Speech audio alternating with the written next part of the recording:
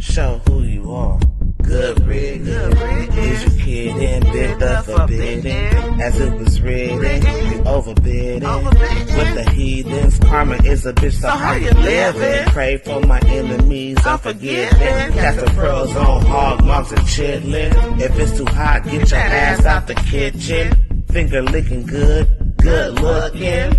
Stewing in the stew, I'm cooking. You psyched out, paranoid and shookin'. Shook the table, babes, I'm booking. Get prepared for this ass whooping. Listen to the words being spoken. You were talking, I'm awake and woken. While I'm spitting this, got your spit, got choking. Era up, a glance in my world, eyes shut open. Parallel in my mind, I'm chosen. Reverse the time, heart frozen. Antarctica, cold as ice. Casted locks, rolling dice. Mean as nails, I'm nothing nice. They persecuted me like they rejected Christ. All right. I'm here tonight. This is your host, Mika Wash. And tonight we got T. Lachey on here. We'll probably have some more hosts coming in later. How you doing today, T. Lachey? I'm good. How are you? I'm fine. Just, taking it one day at a time. It's been a minute. It's been Yes, almost a month now since we did a show, right? About a month, it seems.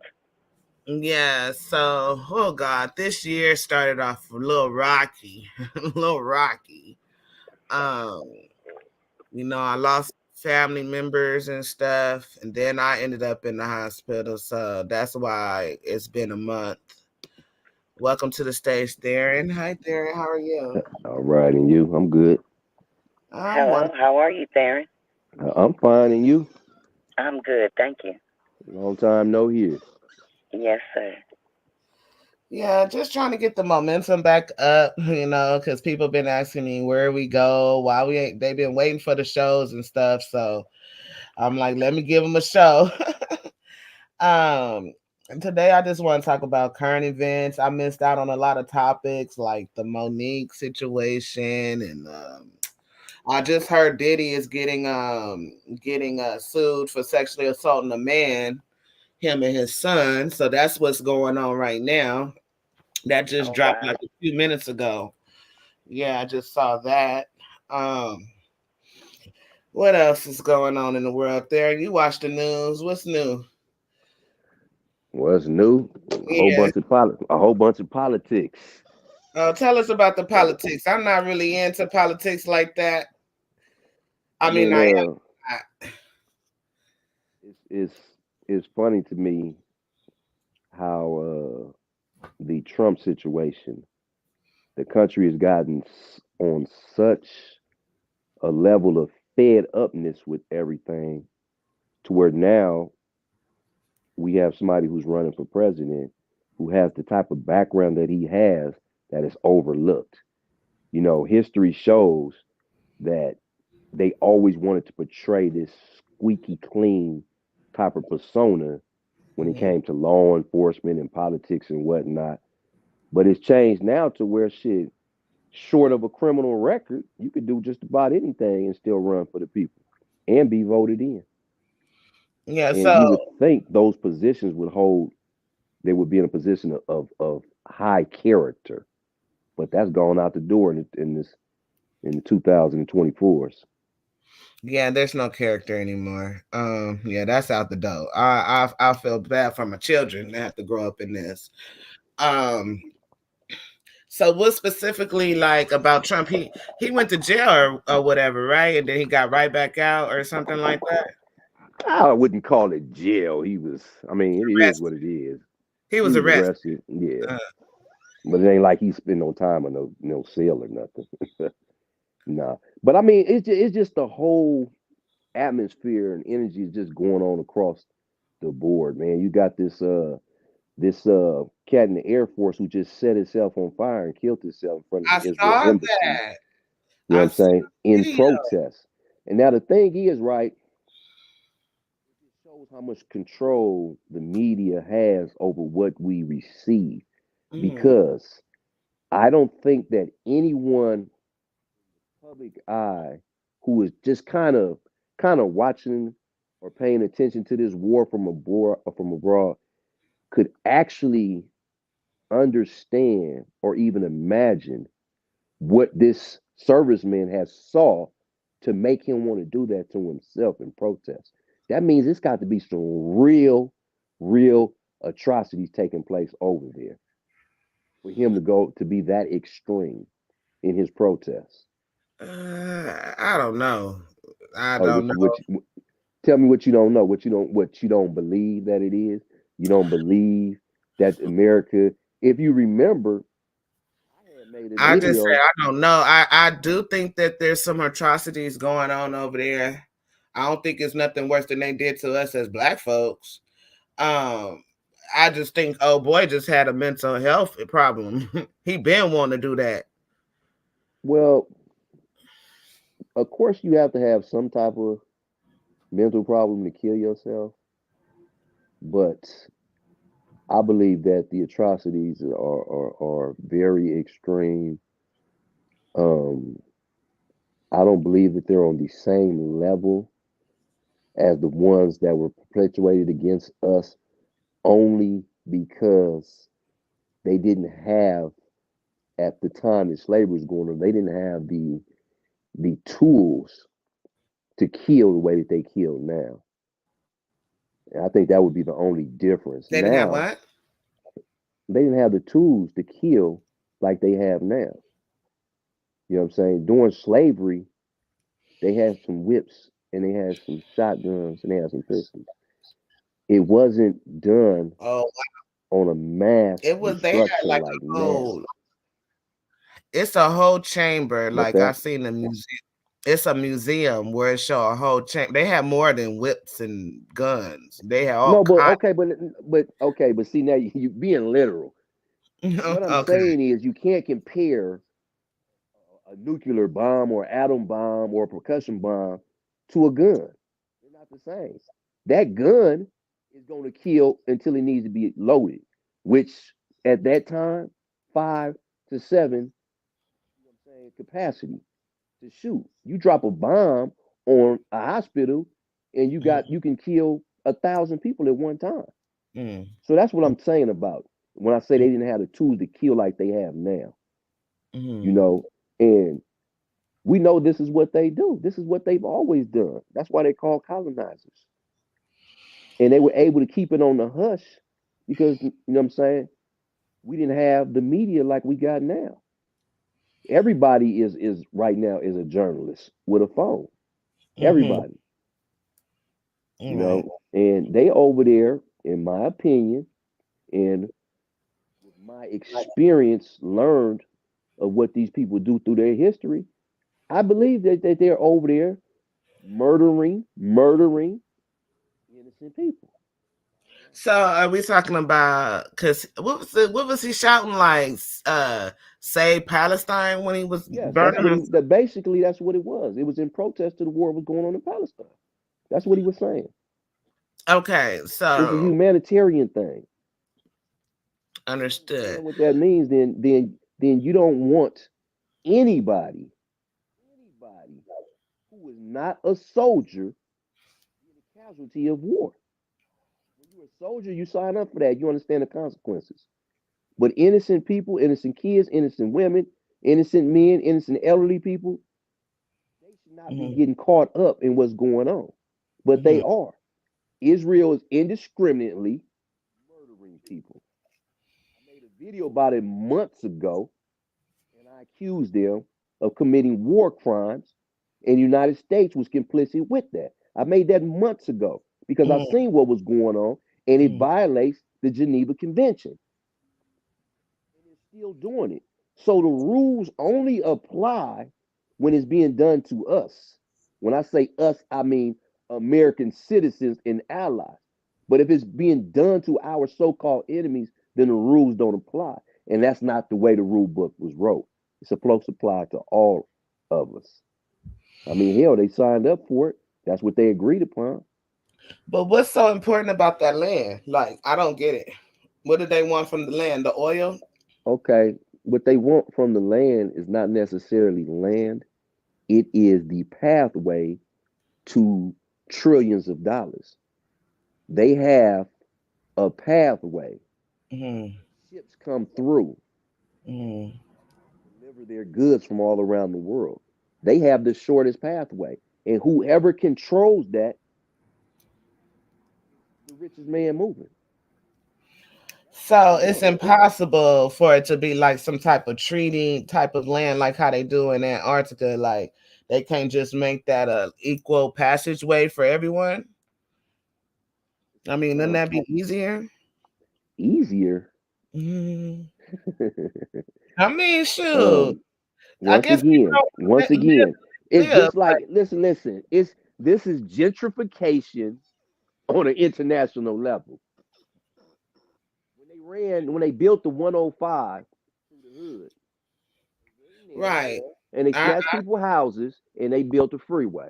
right. This is the same thing that's going on over in Gaza.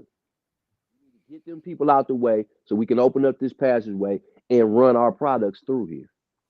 And the only way to do it is through genocide.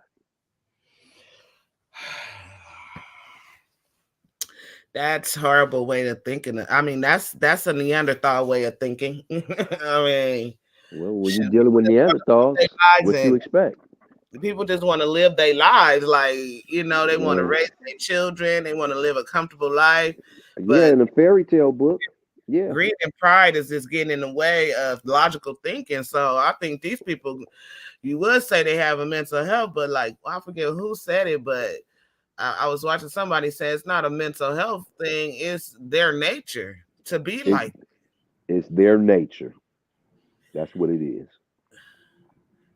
It's Um, their nature. Tila Shay, what you think about the whole thing that's going on down there? If anything, If- She remaining quiet on this subject. Tila I Shay. I don't, but I do agree with Darren. Just from hearing about it and knowing life, knowing reality, knowing history. Yes, can you hear me? Yes. Yeah, I'm here. Can you hear me? Yeah, I hear you. yeah, we can Hello? hear you. Oh, okay. I was saying just knowing life, history, and how it goes, but I don't watch it per se and get into it because part of me just says go with it. When they change a law, either you will or you won't. They're going to do what they want to do anyway. But like I said, just on life and history, I agree with them. That's pretty much all it is. Yeah. It has got to be some. It got to be a different way. This is just ridiculous. It's It's always always a different way, I think. But when money and power takes over, one of them gonna win. And simply because history shows that through violence you reach success. So why Mhm. change it? Why would they change that if it's always worked for them? yeah. I guess it works for them. Um. Any other news besides what's going on over there that you may have? Well, I seen that I'm Me. not sure it's actually true, but I saw today Mm. that they have either introduced or passed legislation in California stating that all gun owners by July of 2025 are going to have to start registering their guns like your car every year. Oh, that's another money. We That's pay. exactly what it is. Mhm. This is It's nothing but a money grab. So imagine, and then they say if you don't register, it'll be $1,000 fine. So imagine if you got 10 guns, ten wow. thousand dollar fine. Just hide them in the basement. Shit. I don't But know. but but here's the thing though, right? Because whoever bought their guns legally, they're already on file. So Mm. are they going to now start going to people's houses when this is implemented and asking for them guns? Because they say if you don't register, you're gonna get the fine and they're gonna confiscate and destroy your firearm. This state is what I've always said, and when I mean the whole United States is really a communist state, and it's a fake democracy. This is really a communist state, this entire United States. People don't understand that. But anytime you are told what to do, told what to say, fed particular information for agendas, and punished if you do not fall into that agenda, that is a communist state. Yeah. Yeah, You know, and I mean, I don't get too much into the particulars because it's so sad. Like I had to stop.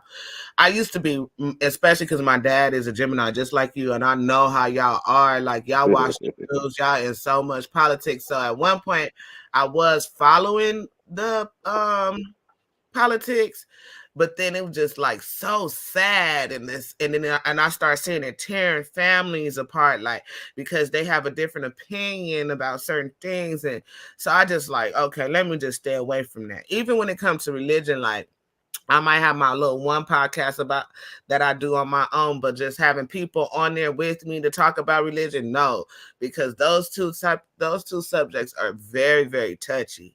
they're very volatile. Yes, Very. because my dad, he be always trying to bait me in. I'm like, Dad, I'm not doing this with you today.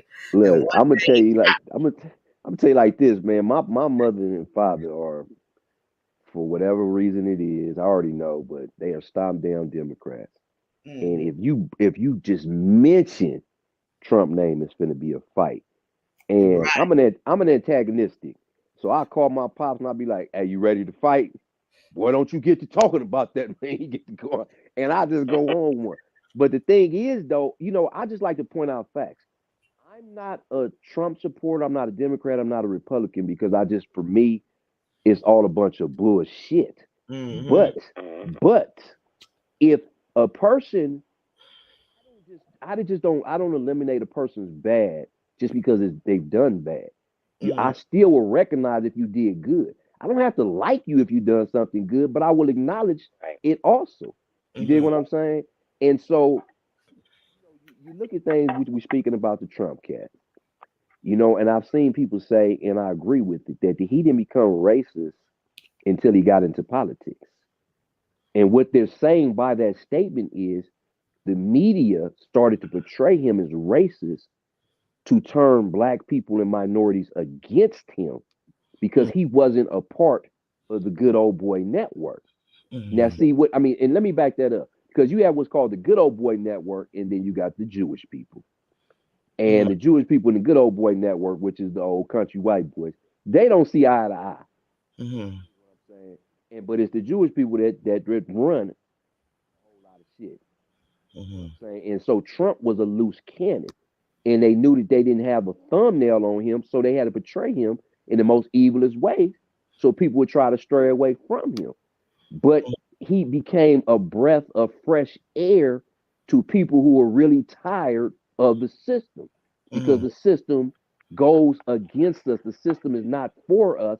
And that was the reason that the Second Amendment was wrote to overthrow a tyranny government. We are up under a tyranny government. And so when I speak about Trump, the one topic that I speak on for me that overrides anything he may have done is the fact that he pardoned so many black people. And they be like, and what they like to say is, well, oh, he did that for the black vote. Well, how come Obama didn't pardon and Clinton didn't pardon? And how come none of them Republicans? Obama did pardon. No. Stop. How come Clinton, Obama, and Biden didn't pardon record number of black people? I'm not talking about one or two. Because when you compare it to the white people that they pardon, uneven number. And once again, like I said, I don't care what he did it for, because I know unequivocally, without a doubt, that them black people that got pardoned, they are indebted to him for life because he allowed them another chance that nobody else would have given them. And for me being a ex-con and an ex-prisoner, for somebody to open the door for me after doing decades for some minute ass crime, He wasn't giving them other people time for like that. I wouldn't care what position he was in at this point. He changed their lives. He specifically changed those black people's lives, and I salute him for that. Mm-hmm. Okay. Hold on. I wanted They had the same to. exact opportunity to do it, and they didn't do it. Bottom line. Right. Okay. Well, yeah, Trump part. I forget what the act was called. Was it called the CARES Act, or what was the act called? I forget the name of it, but like I said, it directly affected black people in a positive way. And the thing that I say is, tell me anything, and he actually gave more money or started put programs in effect that jump started, not really jump started, but reinvested money in the HBCUs. Now, HBCUs, I got to know another story about them, but he still did it. Mm-hmm. Programs started investing lots of money in the HBCUs. Okay, You know what I'm Darren. saying? I just want to let you know that your microphone is like going in and out, in and out. Oh, is it? Yeah. Well, let me see if I put in a different earpiece. Maybe the battery's going low. Yeah. But I do want to show you this video and get your take on it since we're talking about Trump. What's it doing right now? Am I still in and out? You sound clear right now, but it's Huh? you sound clear. Yeah. Okay, I changed the earpiece. All right, let me share this video. Hold on.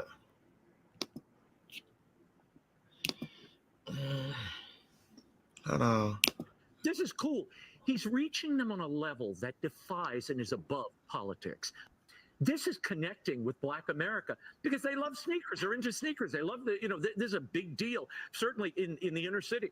So when you have Trump roll out his sneaker line, they're like, wait a minute, this is cool. He's reaching them on a level that defies and is above politics. This is connecting with Black America because they love sneakers. They're into sneakers. What you think about that? Okay, what I think about that is this. I think these racist motherfuckers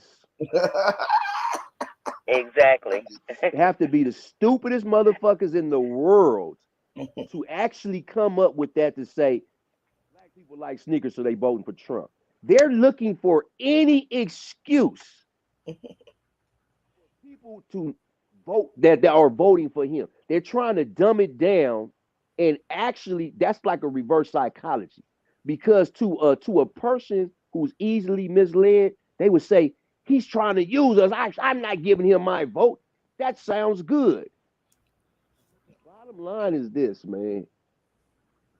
I know for a fact, as a businessman, I made more money when he was in office than when he wasn't, because of the things that he introduced. This is what I know. So I deal with facts. I don't, I'm not dealing with no feelings. The shoes are ugly to me. I know people that said they was cute. I'm gonna tell you like this: I would never buy nothing with no American flag on it. So how does that appeal to me? No, y'all, that white boy got shit twisted. Blacks ain't as patriotic as you think. The motherfucker got a flag and some gold shoes. That was an ignorant ass statement. But look what it's on. It's on Fox News. What do you expect from them? A bunch of ignorant ass white boys. But then a lot of people attribute his comments to, like, as if Trump said this, but Trump didn't say that. He said that. And I'm gonna tell you like this though. I'm gonna tell you like this. Just say that was true, right? Once again, if it was true, once again, he is reaching out directly to black people, what these other presidents have not ever done. If it was true, I would say that he'd be reaching straight out to black people, which all these other politicians avoid. Nobody never wants to talk about black people in politics. They use it as a talking point to get to their position, but once they get into that position, you don't never hear about our struggles ever again after that. You never do. But they show up at all the churches. That shit. They think we congregate in that. They use us as a talking point to get to their position, but once in position, you don't no longer hear from them again. Mm-hmm. We can look at the situation with Q when he drew up his plan. You I know what was I'm just saying, for about black to ask you about economics. that. And what happened when he went to the so-called Democrats? They said, "Get your ass up out of the way. The door's closed to you." But who opened the door to him? They didn't say that. They said we'll talk after we win the presidency if we We win. have to talk after. Why? See what I'm trying to tell you? Did they talk to him after they won the Nope, presidency? they never talked to her. Okay, But so that Trump means did. that okay, so that means that means nothing what you just said. No, I'm just putting the facts out I there. know, but you tried, but okay, but them saying we not talking to you and them saying we're gonna talk to you after and not talking to you is the same damn thing, Mika. Okay, Same thing. and You so act like you was correcting me or something. You wasn't correcting me. It's the well, same I'm just thing. saying which They never talked to him. I'm But at telling the you, end of the day, who opened their door? Who opened their door up? Trump he Door. implemented And he was actually president at the time. right, and he Okay. implemented the contract with Black America into his Okay. diamond plan. So Okay. Trump did have a diamond plan, and he did put the contract with Black America in the diamond plan. But see, Okay. here's the thing, Theron. Here's the thing that Here's what thing. I've been trying to tell people for like maybe 10 years, a span of 10 years. This unwritten, it's a written law, but it's not official law. And it's called benign neglect. Have you ever heard of that? No, I haven't, but it sounds self-explanatory though. So what it is that no politician, city official, whatever you call it, can directly address Black folks. That's why they use words in terms like people of color, minorities. They refuse to address us directly with our social economic lifestyles are, whatever. It's another word I'm missing. No matter what we Okay. go through. Okay, so saying what you just said, right? Mm-hmm. So saying what you just said in describing what that meant. Mm-hmm. If Trump addressed it, why? If Trump addressed it, that would make him be the only one to do it, right? Pretty much. Then why? Not saying you. Mm-hmm. Why are so many blacks still caught up in being Democrats? Listen, and my father, he surprises me because I'm just gonna go back to him real quick in my personal experience because he asked me, he said, "Can you vote for Biden because your daddy said so?" I'm like, hell no, I'm not going to hell for Biden. I'm not going to lose myself for Biden. But it's basically they're stuck in tradition. They're stuck in. No, that's not tradition. That's ignorance. Well, it's not tradition. It's ignorance. They're stuck in ignorance, and I will call any stomp down Democrat black. Huh? And the reason being is okay. The reason being is your thing went out. You said you would call who what? I would call any stomp down Democrat ignorant. And the reason being is if you go down through the history of Democrats and every single program that they have implemented has been to hold down black people.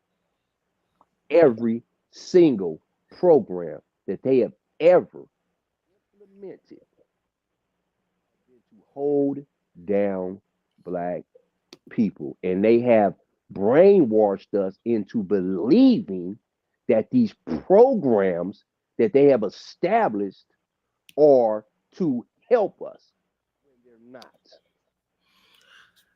I don't know what welfare, Section 8, GR. None of that shit is for us. All that has been to keep us complacent and out of the work world. If you're not in the work world, then you're not a threat to who? Their kids. If you so worried about getting on Section 8, I gotta never worry about you wanting to buy a house. Because the easy route is to pay $4 on the damn house. The thing about Section 8 too. Why would you be worrying about purchasing property that gives you political power if you can go get on Section 8? Yeah, and another thing about Section 8 is that you don't get a choice on where you stay. Like, you gotta, like, the places that the places that you can use it, they're like horrible neighborhoods. People that was willing to. If I may really quick, just from a past personal experience in dealing with it, I've always worked. Yes, there are some people who would rather sit back, have no rent, or do whatever, but not all of us were that way. I used to be on it, and at the same time, like I said, I worked. I provided for my kids. They have a rent-to-own home program. It may be just exactly what they're in set up. It could be that thing that is set up to look good, but not good. But the point I'm only trying to make is that not everyone who uses that program is there for an easy way out or abuse the system. It can be a foot up. It can be a helping hand, and not always a hand down to keep someone there. And there are many places, just like Dallas, people can go right now and live in an area in Dallas, and many of them, and I mean, these are beautiful homes. You can pull them up online. I have a friend who lives there. These homes are beautiful. Look like there never would have been a Section 8 home. And but they have them. So times have changed and come a long way. Yes, just to address Kimberly, because if you want to come up here, Kimberly, you can. I'll send you the link. But one to address that, she said you can purchase a home through Section 8. They have a lot of programs that you can. See, the problem with certain people, like she said, certain people on Section 8 is that they don't want to read.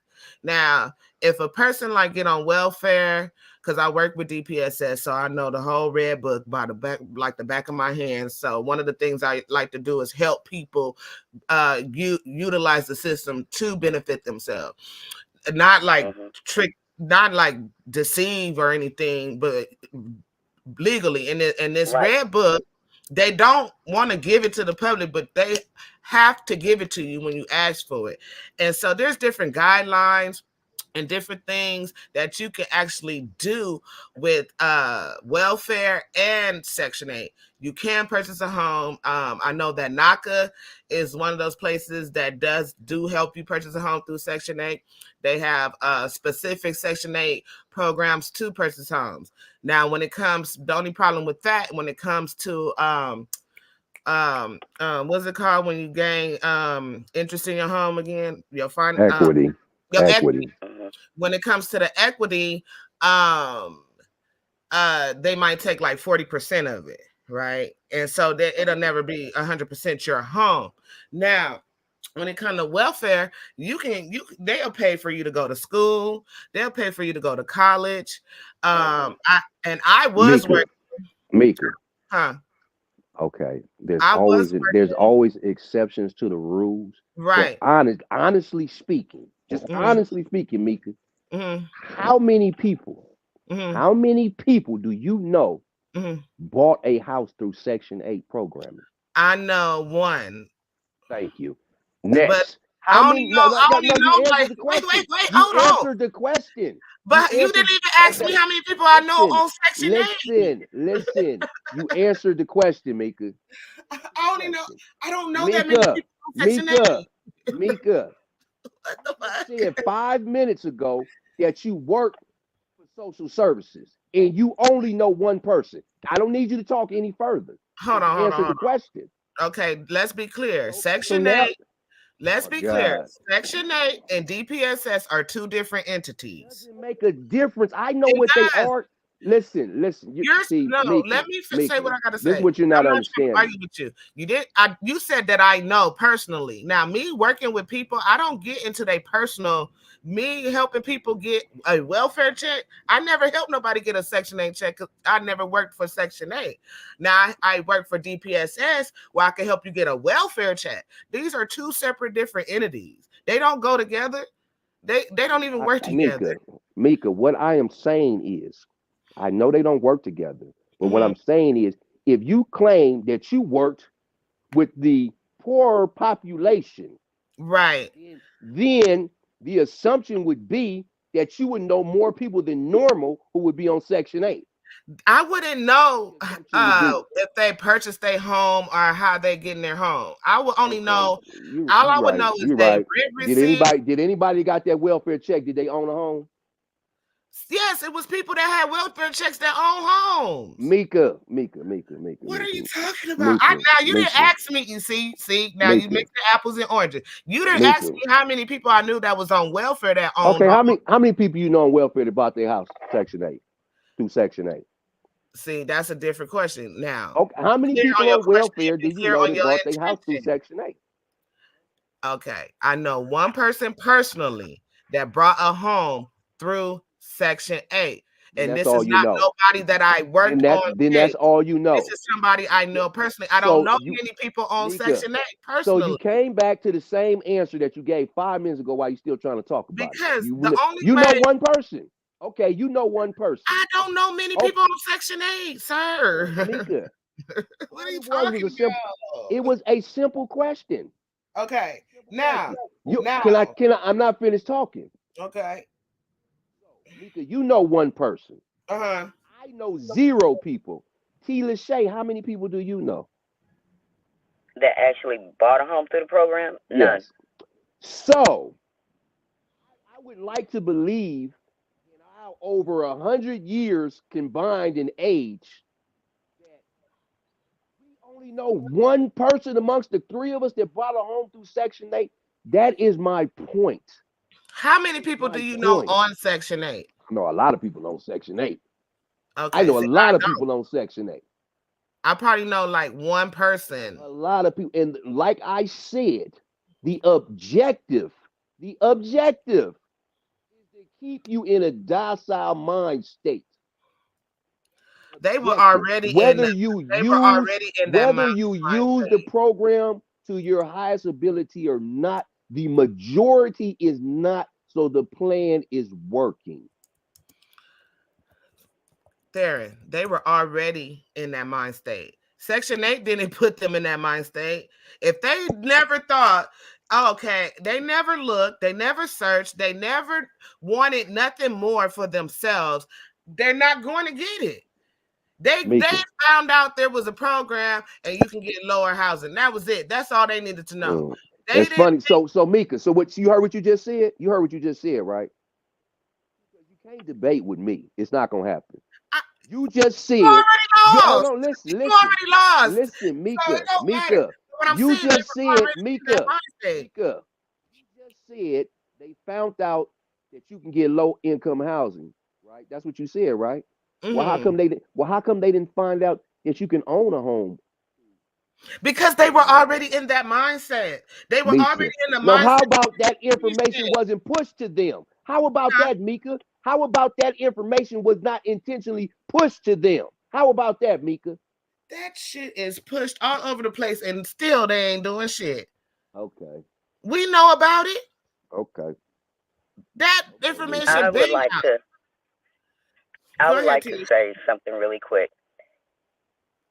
Theron has the governmental part pegged, but when it comes to the economical part of life, every job in this world has a position.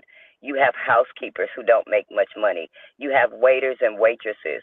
You have housekeepers in hospitals, hotels. You have people who will work and have to work these minimum wage jobs because it helps the world go round. If we didn't have them, how would people stay at hotels or go out to eat?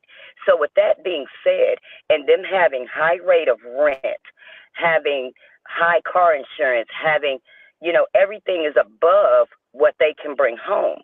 So governmentally, yes, they created that program to help the lesser economical working people, but Theron still has it to the point where the government still put it there in place of already knowing statistically what would happen.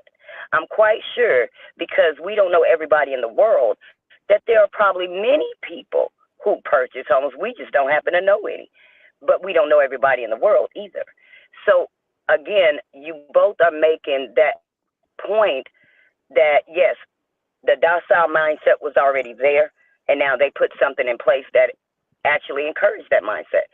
But that's why I say governmentally, I think Theron got it pegged to the point of why they created it, even though it was supposed to look like how he said before, they're dressing it up. And I agree with that. But it also exists to help those who are on that lower scale who can't make enough money. Right. So I know people that had jobs and might have got like injured on the job, or something happened where they had like to do disability. Yeah, they got Social Security, and then they couldn't afford their bills. It's a lot of reasons so I would help why them people like go to it. It's just not. And they own their homes, because he didn't ask me how many people I knew owned homes. He asked me how many people I knew brought homes through Section 8. Because that's what we were talking about. Right, and a lot of people owned homes without Section 8. They owned their homes, but then couldn't afford it. But they knew to see, and those are the same people, just like the people that's on Section 8 don't know to buy, they could purchase a home through Section 8, just like the regular people that has purchased, because I know a lot of people purchase homes without Section 8. It's the same thing. If your mind is not there to purchase a home, you're not going to go purchase a home, period. It's people that purchase their homes without regardless Section 8. As to who it's from. Yeah, a realtor, Section 8, or anybody. Yeah. So those that choose not to have that knowledge, then they just choose not to have that knowledge, and they choose not to utilize it either. That's all I'm saying. Well, Mika, here's the thing.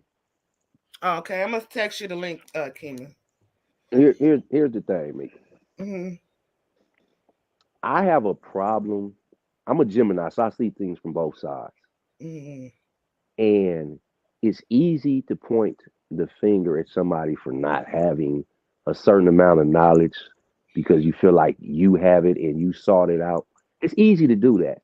But when you take the entire situation in hand and you look at the education that was pushed to their grandparents, the education that was pushed to their parents, the education that was pushed to them, didn't instill home ownership, didn't instill higher education, didn't instill this and that. How can you be mad at somebody who hasn't been shown? I'm not mad. But what I'm saying is, when you point the finger and act like, oh, well, it's their fault. No, I didn't say nobody's fault. Don't put words in my mouth now. Listen, don't do that. What did you just say? Don't do that. You just said if they don't seek out the knowledge, then oh, well. You just said. I didn't say nobody's fault. I didn't say I was upset. I'm not mad. I'm not upset. And I didn't say it was their. I didn't say, oh, it's that. Well, you gotta own that you don't know. And I have something that I can say to that. It was a time I was struggling in my life for 4 years. I was struggling in my life for 4 years, and I did not have to struggle. And the only reason why I struggled is because I did not know. It was like something so small, and all I had to do was go to the court building. It was something falsely put on my record, falsely. And I did not know how to deal with it. I was younger. I was in my 20s, but I had to go to the court, and it was lingering on my record for 4 years. 4 years. But it was something that was never supposed to be there in the first place, and they took it off. But I let something so small that if I would have investigated it 4 years prior, I would have had a better life way before then. You feel what I'm saying? Let me ask you something, Mika. How did you find out that information? I went to my friend, she ran the report for me, and then she was giving me all the dates and stuff. See, all these other people that ran my report, they didn't give me the report. They just told me what was on it. So I knew someone that worked with me, and she ran it for me and gave it to me, and I was able to see it. Hey, so that sounds like you said exactly what I just said. You had help from somebody that showed you a different option.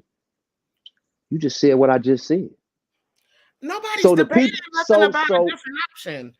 What I'm saying is, though, I mean, you to me, you sound very dismissive of people who don't have knowledge because How they is haven't. dismissive? That's just the way you sound. That's the way you come off when you say it's their fault. I didn't Take say it was accountability. nobody's You fault. said they I need to said take their accountability for not mindset was knowing because they don't know. I said, listen to me carefully. It's their mindset. You're saying that because they have Section 8, that's why their mind is the way it is. That is not what I said. That is not what I said. That is not what I said. Because that doesn't even make common sense. That's not what I said.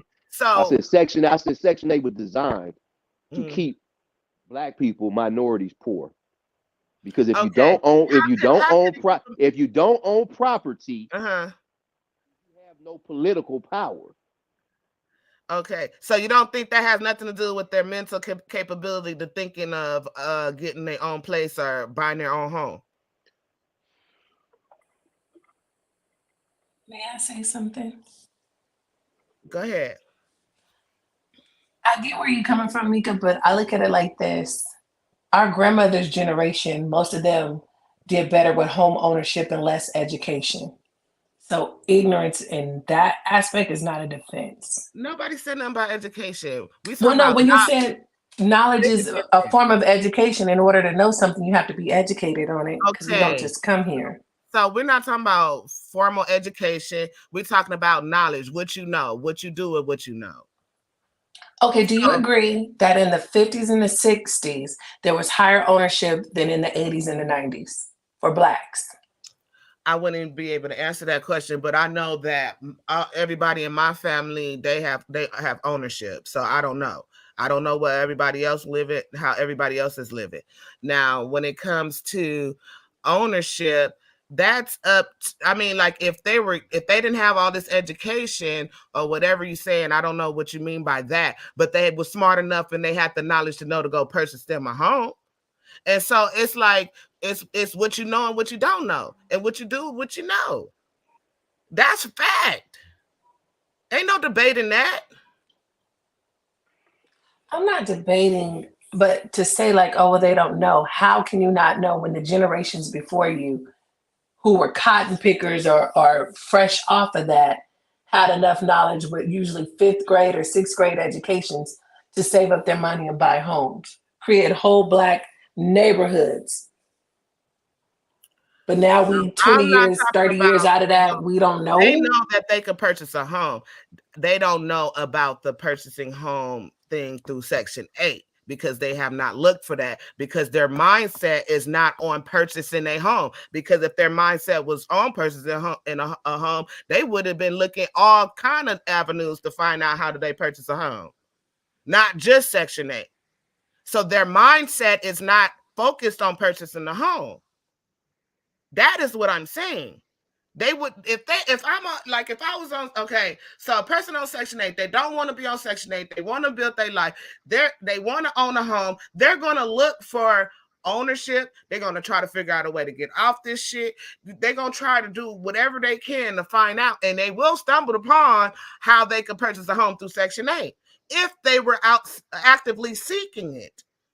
They're not. So the people that's on Section 8 are and that's comfortable with it, their mindset was never there to be out nothing but content with what they have. Do you know how hard it is to get a house through Section 8? No, I do not know, but I know that it's a possibility. It's just, I don't know how hard it is to get a house. Less than 3% of people that are trying for that actually get it. This brings me back to when COVID happened, and they had specific grants for Black folks.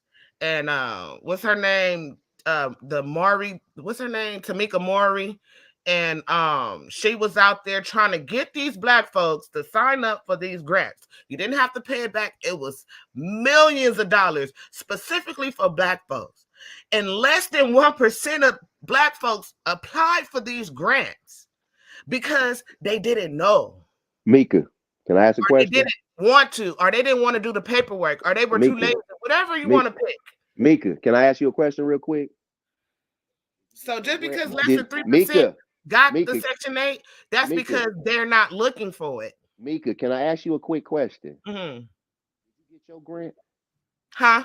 Did you get your grant? You damn right I did. You got your grant? You got your grant through the program? I did. And what you get with your grant? I got $30,000. What you do with your $30,000? I invested it. You invested it? Yes. So that means you made more money. Yes. Okay. I ain't complaining about money. Okay. I'm just asking.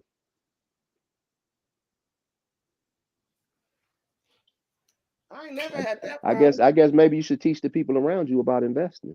That's why I decided this to do this platform so that people can know about these things, so that people can be informed. So not when to debate, not to argue, so let's talk about it. You found this grant. What did you have to do? What was the procedures to get this grant? Well, you had to. You couldn't get the grant unless you're a business. I had been in business for a few years. First of all, so you already had to have a business, because you left it out. You made it seem like any black person could go get a grant, but now you're saying you had to have been in business. It was a business grant. Have you ever gotten a business grant before? No, never. Okay, so most times when you get a business grant, you have to have your business do have to be established longer than a year. Okay. And so and then 2, you have to show like you got a website and stuff like that, and you have a business. You would have to have a business bank account. You have to have a website to get a grant? Sometimes, yeah. Most times, you have to have a website.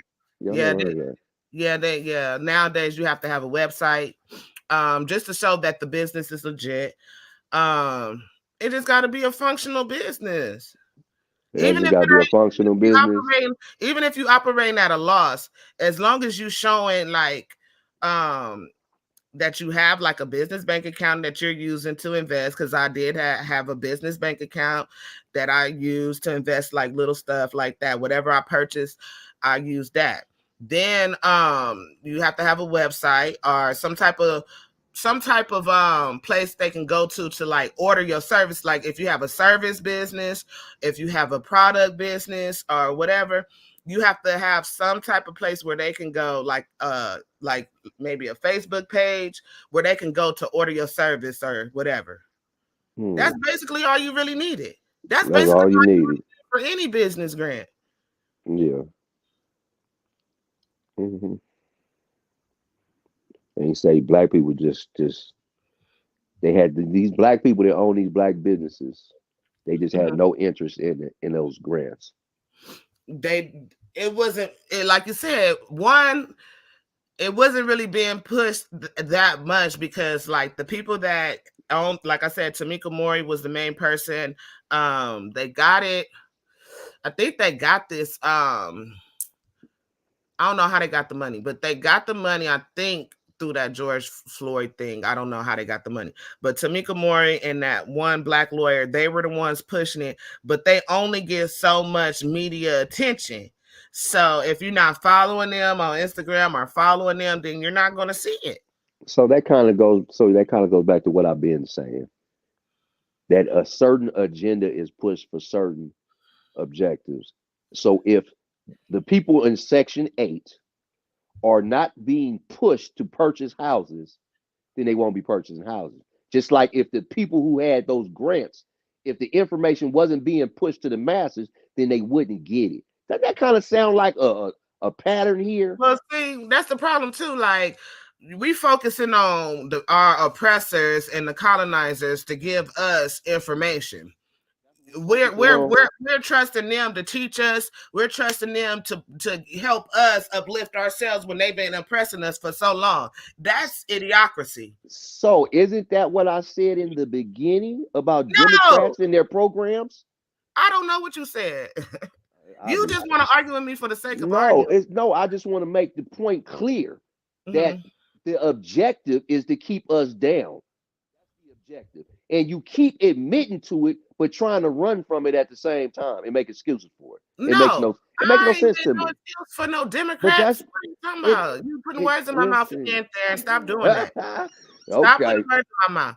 Like I said, let's be clear, because you're just trying to argue and you're not listening and you're just arguing for no reason. Because basically, I'm not arguing. I disagree with you on I did not disagree with you about your agenda, but like me personally, why even play their game? Like, why even put ourselves in that? I don't follow white media. I follow black media because I feel like my people are the only people that can teach me something, and I have learned a lot of things from my people. Well, don't always believe that. Don't always believe that. I've learned a lot. Just because somebody black don't mean that's your brother. I didn't say that. You put words in my mouth again. Confused. I'm just saying. You said the only people you can learn from is black people. We ain't all got the same agendas. We don't all have the same agendas. I do most of my learning from my people.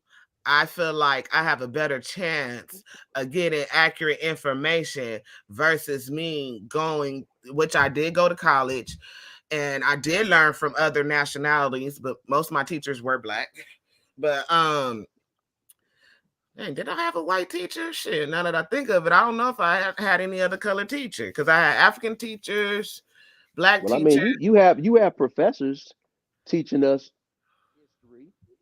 Yeah, I'm talking about my professors. None of them was, I don't think none of them. But I'm just saying though, you have people, you have professors who are so-called highly educated that's teaching us shit that didn't even happen, but they still in that position to do it. They're respected, but the shit that they teach us didn't even happen the way it happened.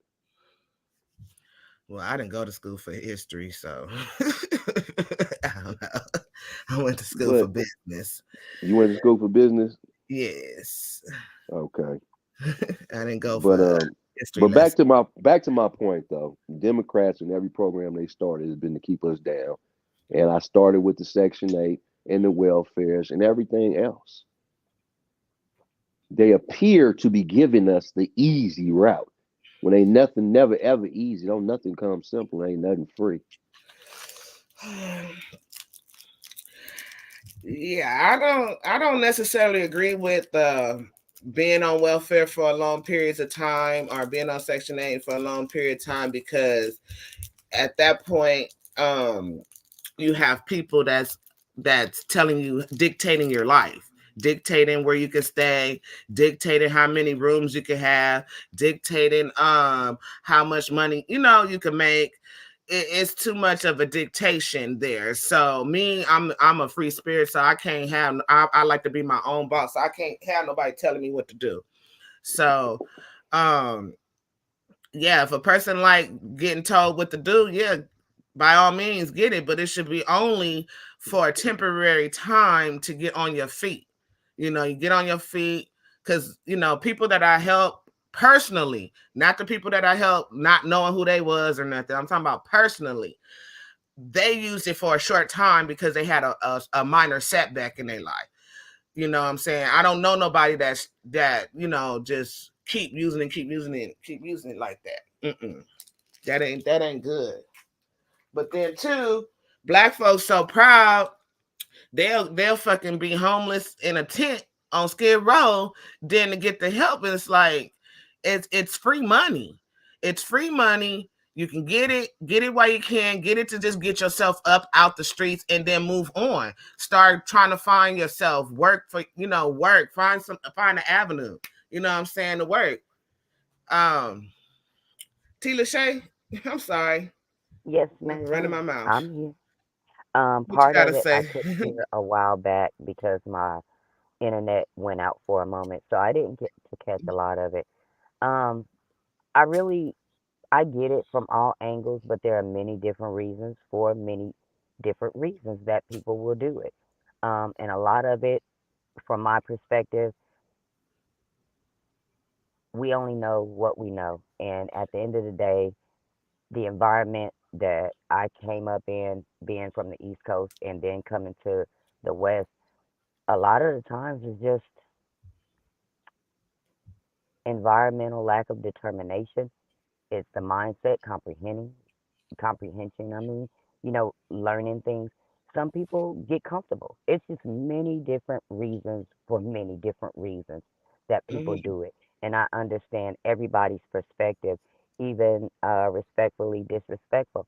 It is a generational thing. And Theron even said that if you go back and you have the great greats and they're passing down the importance of home owning, it Mhm. does get lost when it came Mhm. to this millennium, the 80s, 90s, and so on.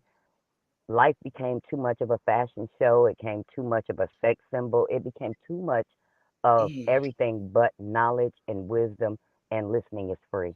And a lot of people don't. They get too Right. entitled. I'm grown. I do what I want to do. So it did get lost somewhere. But Mhm. she is so correct that it was crazy that they could have less education, less money, and still purchase a home. Right. And a lot of Uh, people don't even know that if your dad has good credit, your mom has good credit, you also have good credit. And so there's a lot of knowledge that is not being passed down. But then again, the generation in itself, either they'll listen and take it or they won't. okay. Respectfully disrespectful. What you Yes, got? ma'am. Go ahead. Do your spill. What you got to say? Hey, Kima, That's it. Kima, Mm, uh, look up when Section 8 started. Can you do that? okay. I could have looked it up and put it on the screen. She can't put it on the screen. Oh well, I just want to see if it coincides with the decline of home ownership in Black people. That's all. Uh, I don't know. Y- You might be right there. I mean, it might have some. Because once again, if we set up a program to stop you from buying property, look at what Black people did when they bought property. They What they Hmm. do? created neighborhoods. They Uh-huh. created economic power. And a way to stop that is to offer the Section 8 programming to where we never have Hmm. any real power and control because everything that we're living in is owned by somebody else. Hmm. 1974. Oh, well, it sounds like it did then. It Hmm. sounds Hmm. like it did. Hmm. So in 1974, that's when they had them projects, though. Mm. Yeah, Projects has been along before the 70s. yeah. They said 1974 when they constructed, resided in newly constructed. Let me share it. I'm sorry. Project's been around since the 50s or even earlier. The what? Like, that's why I say Yes, projects along way before that.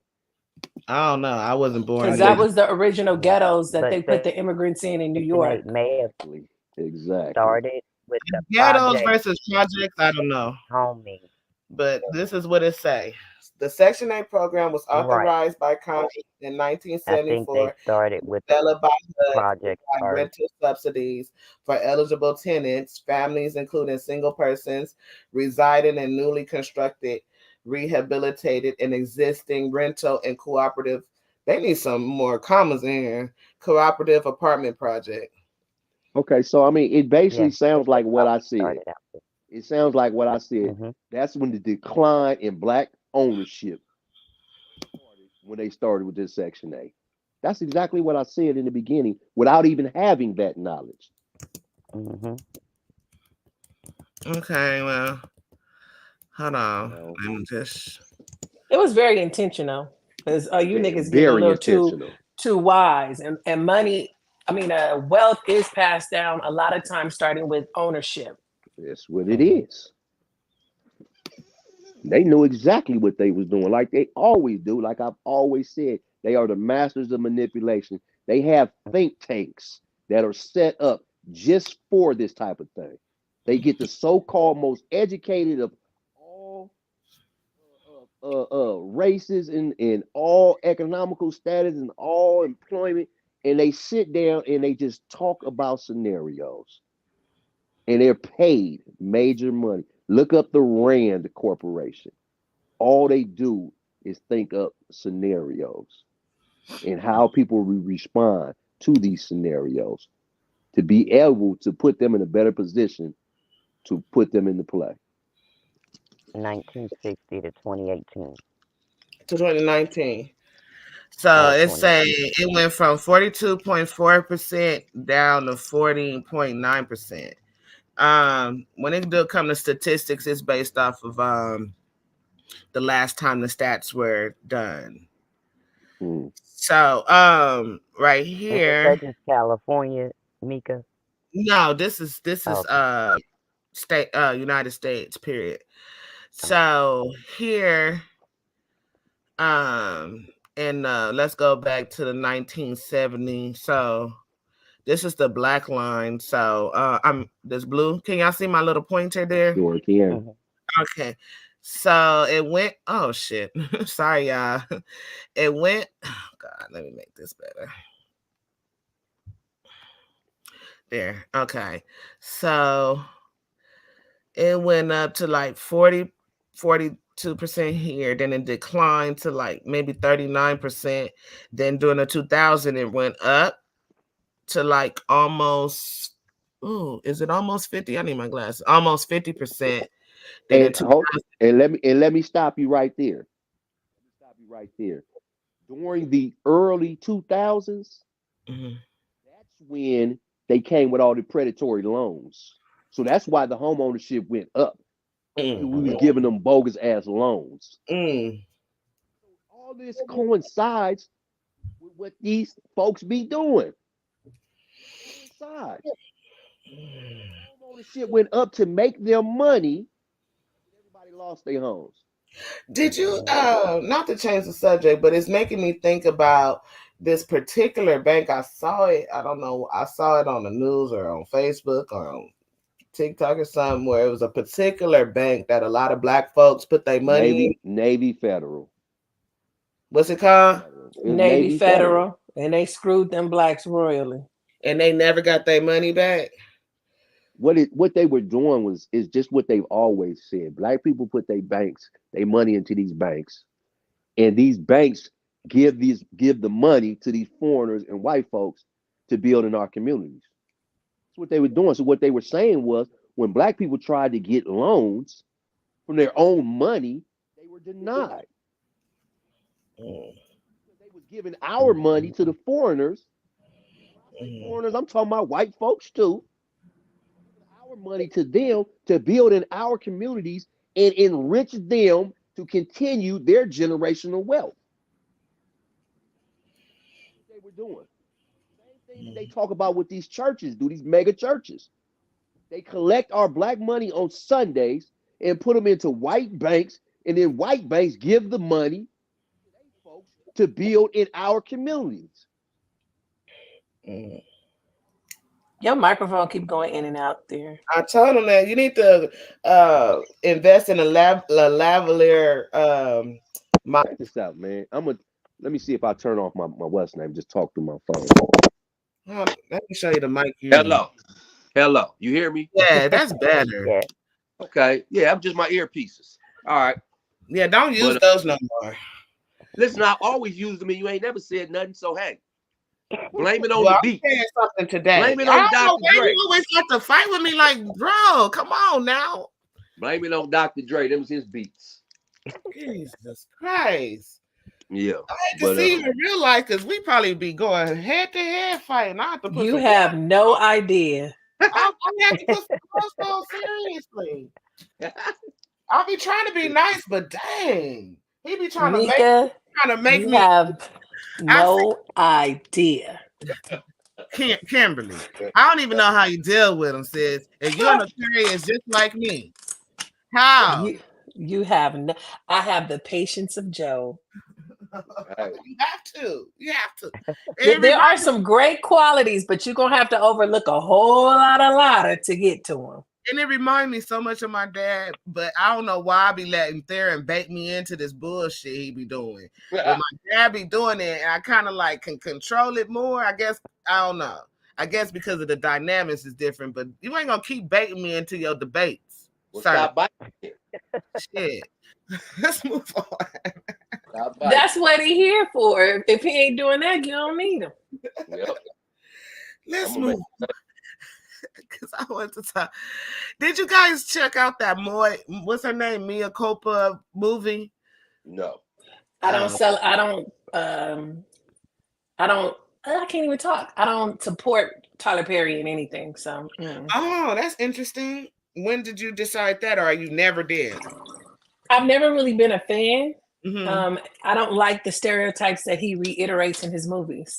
So I don't want to see that same downtrodden woman struggling, nigga ain't got nothing but he cute, dick her down, and she I don't want to see that. I'm cool. Yeah, it's crazy. Yeah, I think Tyler needs to go back to the drawing board on that. But anyway, since y'all didn't see that, we're moving on. What else is in the news that I see? Let's talk about how Missouri is not allowing pregnant wives to divorce their husbands until after they give birth. Oh, wow. I mean, that makes sense. No, excuse really me? don't. Are you It serious? really don't. It makes sense. If she's ready to go, let her go, baby and all. Mika, you have lost it. Only reason why it makes sense to me, I've been pregnant 3 times and had 3 children. And I know them hormones be getting to you when you're pregnant, and you just hate everybody sometimes. When your ankles get to swelling up and all that stuff, and then you can barely walk and you got to waddle and all that, you just mad at the world, ready for that baby to come out. And so, I mean, it's so much stress just being pregnant. You're reiterating the stereotype that pregnant women are emotional and cannot exist in reality because of their hormones. I didn't say none of that. But that's what you didn't use that verbiage. No, that you didn't use that verbiage, but that's what you're predicating. No, you added extra now. I'm saying because they be hormonal and you hate everybody. Yes, so that's you're very hormonal. Your hormones you're very hormonal, and that's a fact. That ain't no stereotype. It's a fact. Your hormones are changing. You could be hormonal for a lot of different reasons.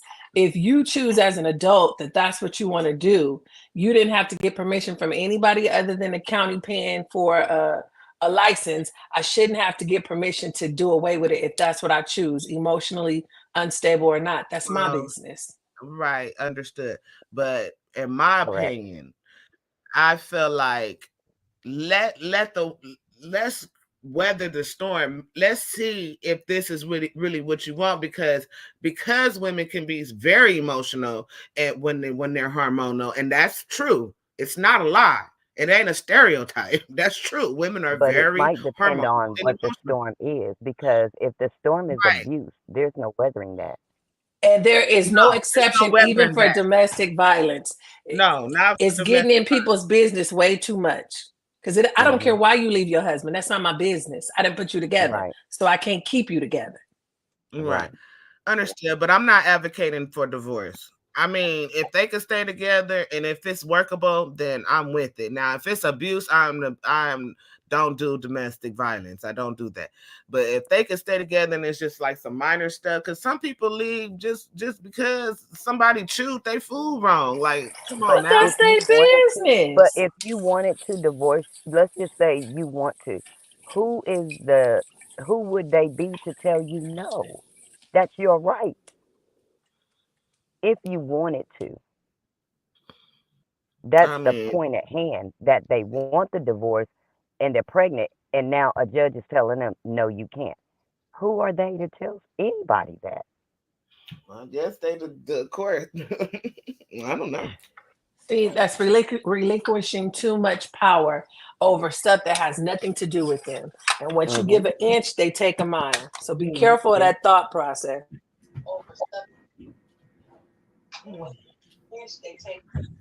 That's just crazy. Yeah, I can't believe that they would implement something like that.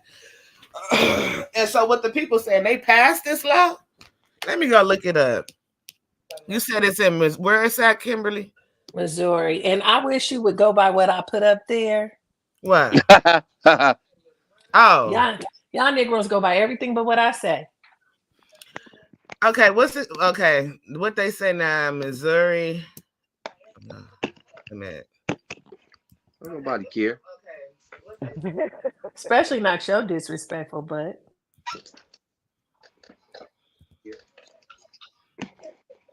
Okay. I think I found it. Hold on.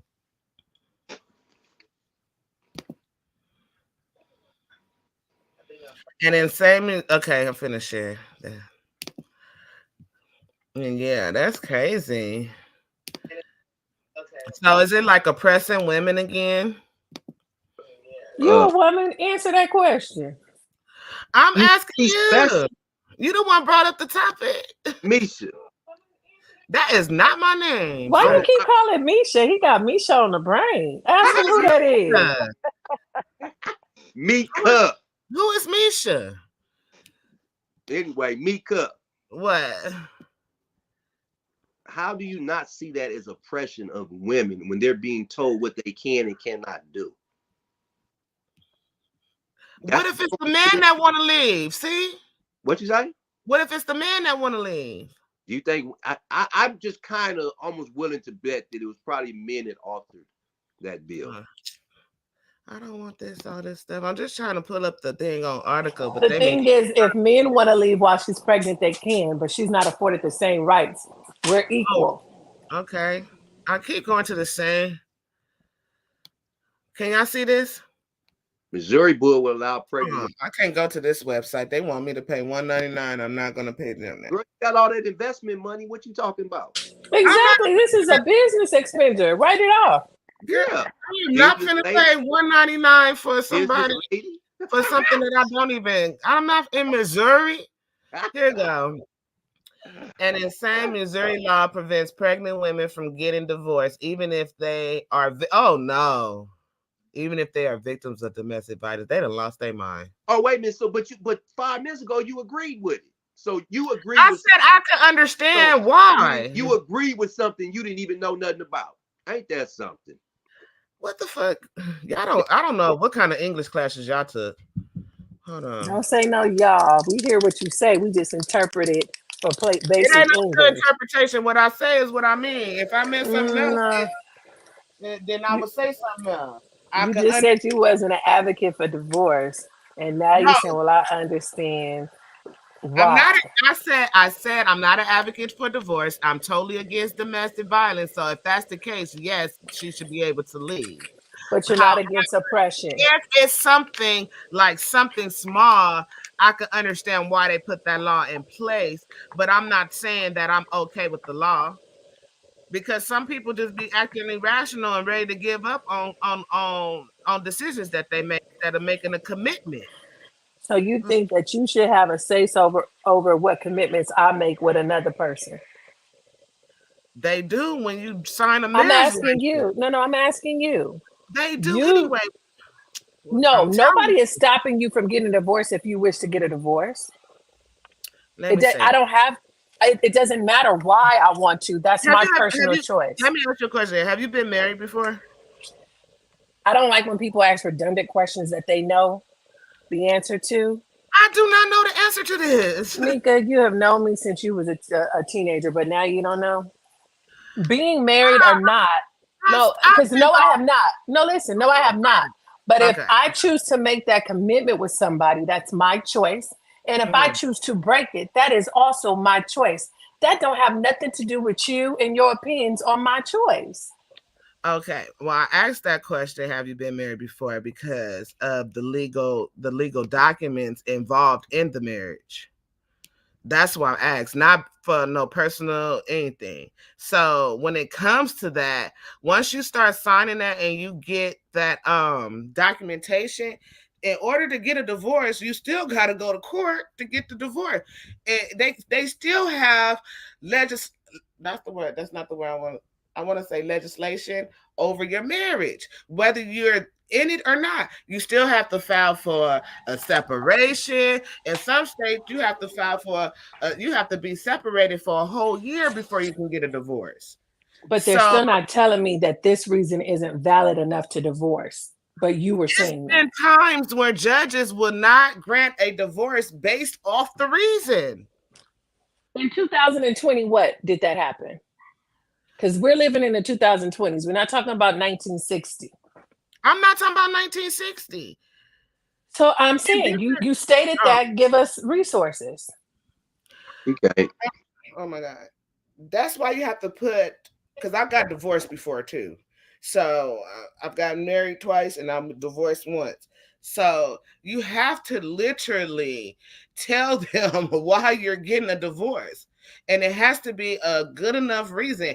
If it's some bullshit outside of, even in some states, cheating is not even good enough for you to get a divorce. Hey, Mika. Huh? I've been married 3 times and divorced twice. I had no problem with it. Yeah, probably because it was a mutual thing. But if one partner does not want the divorce and the reasoning for the divorce is not a substantial reason, the judge can say, I will not grant you this divorce. Mika. Irreconcilable differences get filed every day and granted.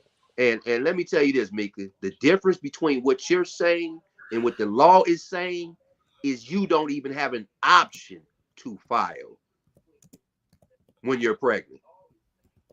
That's the difference. You don't even have the option to file. Mm-hmm. So they don't even compare. Mm-hmm. So, and for some reason, let me just share this because I guess I'm just ignorant. I guess I'm the dummy, but I'm finna prove both of y'all wrong right now. About what?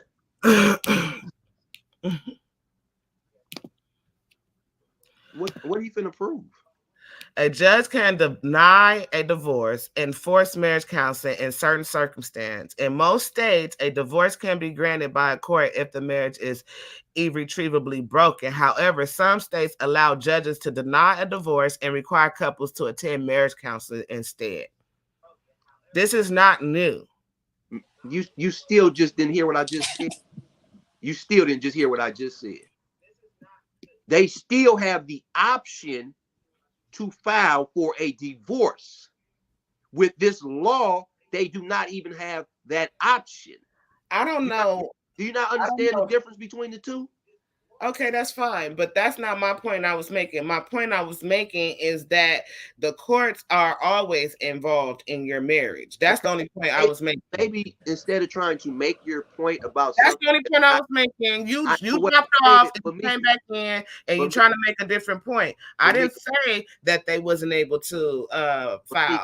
My only point I was making, like I said, was that regardless of what, the courts are always involved in your marriage as if you marry legally with a license and all that stuff. And nobody was refuting that. We all agreed that because you have to go to court to get a divorce.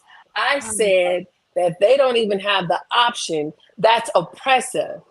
And you came with what a judge can deny it. You said I didn't say it was oppressive. No. I didn't add no, ma'am. You said you didn't want them in your business, and this is your business, and that's as why. As far as whether or not I can file, yeah, it's not your business. I'm the one that made the decision to get married. If I want to make the decision to divorce, how are you gonna tell me no? That's stepping outside of your boundary. There are judges that tell you no, regardless. That's what I'm saying. Like they're gonna. You're telling me the law says no. You're not even allowed to go before a judge and say why you want to be divorced. We live in the state of California. Irreconcilable differences is the only thing you primarily see. They don't even have to go into details. Well, 99% of the time, judges are not going to force you to stay in a marriage because they don't like your reason.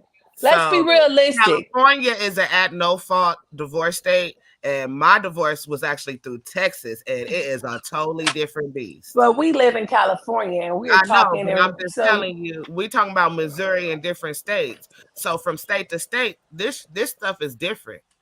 It's different.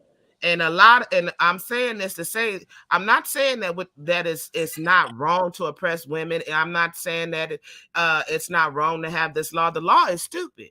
But I'm telling you that once you get married, the law is involved in your marriage. That's all I'm saying.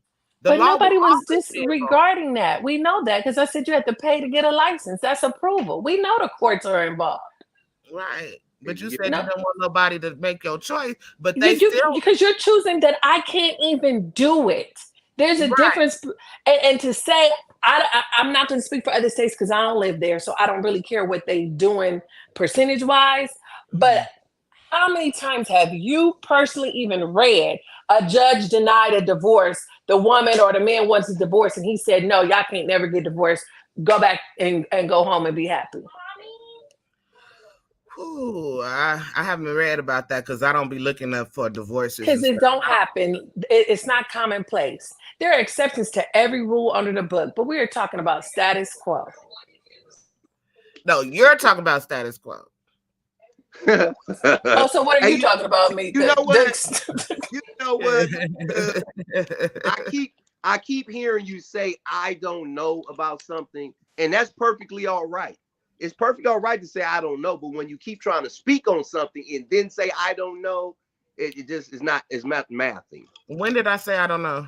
You just now said out your mouth you don't know what the statistics is for divorce. No, I didn't say that. I said, y'all, are y'all listening? Or y'all just talking?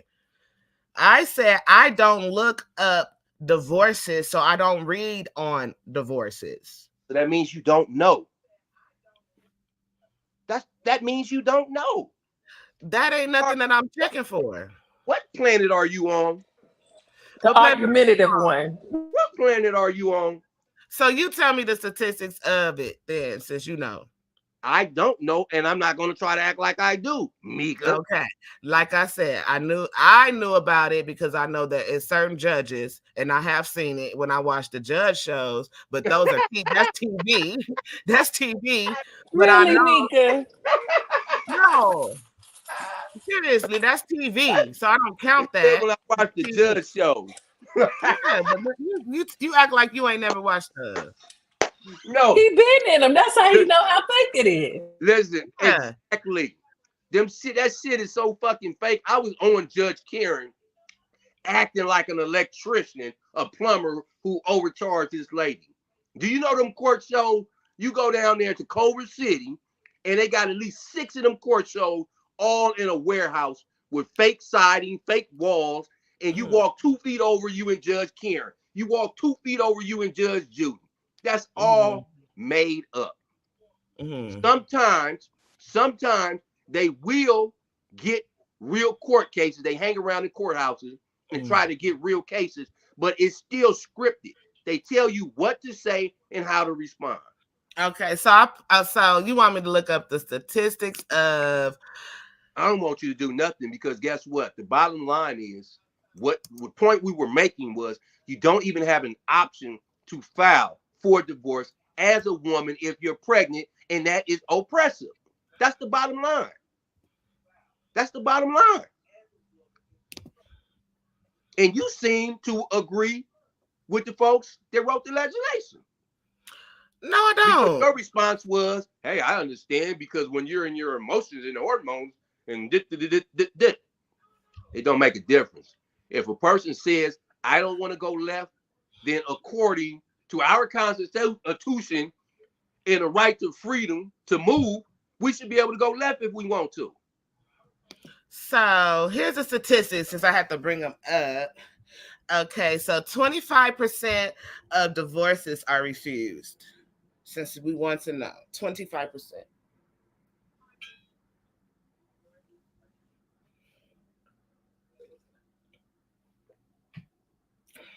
Hello? Next topic. Next topic. Anyways, what's the next topic? But no, I do not agree with the law. I said that, but I understand why some people might thought it was a good idea. I'm just looking at it from both sides. Hey. But my personal opinion, nah, they shouldn't be doing that. said that several times though. When you go back and look at it, You said what? that they shouldn't do that. Oh, They should not have that law. But you didn't say till you seen that domestic violence thing. Girl, be quiet. What? You want me to rewind the tape? Because I could. You want me to rewind the tape? Until you read that caption and it included domestic violence. I said that's what the song said. No, I said it before when T. Lachey said, well, when domestic violence involved, and I said, yeah, T. Lachey, when domestic violence is involved, they should definitely be able to leave the marriage. However, if it's something silly like they don't like the way the nigga chew, I don't think they should be leaving the marriage. I'm pretty sure that ain't why they were. Okay, but even if that's why, so then if she is forced to stay there and she has a mental break and stabs him or kills him because she can't take it no more, then it's okay because the judge made you stay, so we're not going to prosecute you, even though we put you in duress? They probably like, I don't know what's the stipulations of this particular law. Let me go back to it. Because I honestly feel like, number one, I feel like it's all garbage because, number one, we are humans. We should have the right to choose what we want to do and stay where we want, leave when we want. That woman is not only in danger, and it doesn't have to be physically. Mental abuse is bad. Emotional abuse is worse. And whatever affects that woman's state of mind is affecting that child. So he could technically be ruining 2 lives. They don't have the right to tell this woman where she should and shouldn't stay because her child is at risk no matter what the abuse is. She wants to leave for a reason. And I got 7 children, and no hormone in the world would want to make me stay in an abusive relationship like I once was in. Speak. Is that simple, Mika?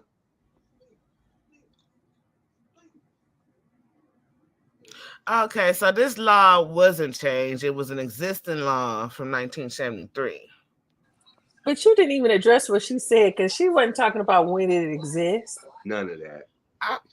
Why do I have to address what she said? Because we're on a panel and you're the host. Because you're the moderator. She said what she said. I'm the host and I'm getting told what to do on my show. Wow. Mika, now you address when somebody make a comment because it's like you bring it in a whole nother topic that we weren't even discussing. So it's like you totally eradicating what she said and talk about, oh, this wasn't a new law. This is something. It doesn't matter. Old or new, it's wrong. And that was her stance on it. It does matter. What are you talking about? It matters what year it was erected, whether it's right or wrong or oppressive. First of all, this law been in the book since 1973, and it was amended in 2016, right? It's in the news now because this state representative, Ashley Owen, is horrified because she introduced legislation earlier this month that will undo this archaic loophole. So this is important because it's a precedent on other law cases that might come up in the future. So that's why it's important. Important on when it came out, how it's changing now. So yeah. But anyways, I agree with what T. Lachey said. So I heard what she said. She don't agree with it. I don't agree with the law. I was just saying, like, some people get divorced for stupid reasons. That was just my point. But anyways, moving on. Some people get married for stupid reasons. What drink you got there, Darren? What drink you got there? Oh, this is called Pink Pussycat Honey. Oh, okay. This is honey. You eating pink pussy? No. That ain't even for you, Darren, and you know it. I'm just changing the topic, that's all. That about made me choke. She said pink. Okay. I'm just changing the topic. Ew. Let me go over here. See what I think. Yeah, I can't hear to fight with me tonight. What's the beef?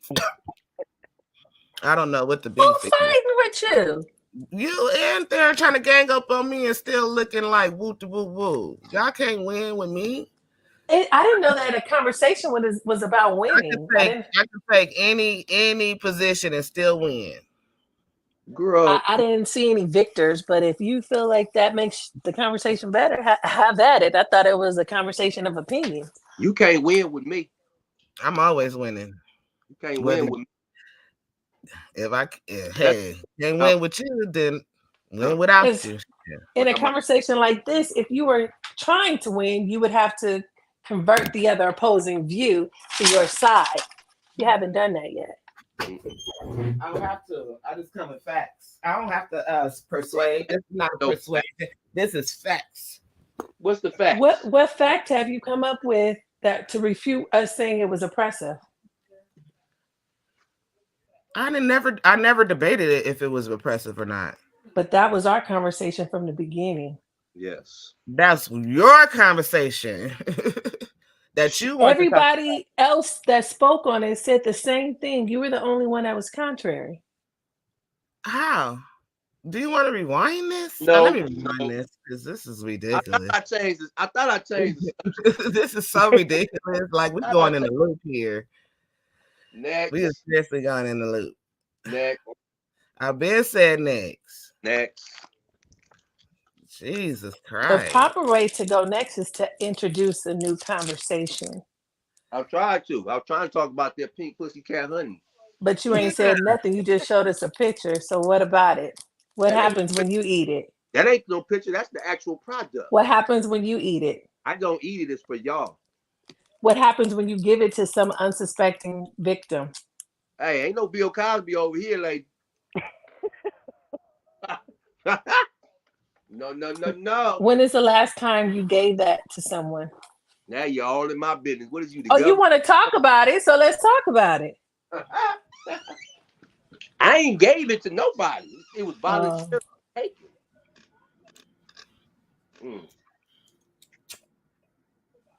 Is it a drink mix? Huh? It's honey. Is it a drink mix? What it is it's actual honey. You can either eat it out the packet or mix it in with your teas. Oh, okay. So it comes as a liquid honey. Yes. Okay, because it looked like one of those powder packs. So don't think I'm crazy, but no, looking at it over the phone. Yeah, no, I understand. But yeah, it's actually a honey. Oh, okay. And but what it is, T. Shay, it is a female Spanish fly. Oh, okay. So you need your women to be enhanced every in day. order to entertain So you with drink? you? Wait a minute. You're drinking that, or are you giving that to somebody to drink? I just said it's for women. It's not for me. Not for men. Oh. It's for women. So you need help getting her aroused? No. It helps them keep up. They're gonna fight with everything till the lights go out. That man don't play.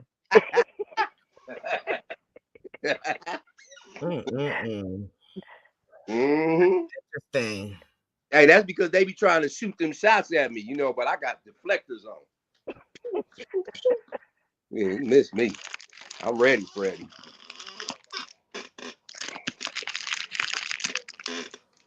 Hey, these little Mexican gums, hey, these things is the bomb. I just be knocking them down. Couldn't see him. Hold them up again, straight up. They like them little chiclets that they used to sell. Oh, okay. Gotcha. I just buy them by the box. Because, they only hold flavor for about like 45 minutes. Yeah, that.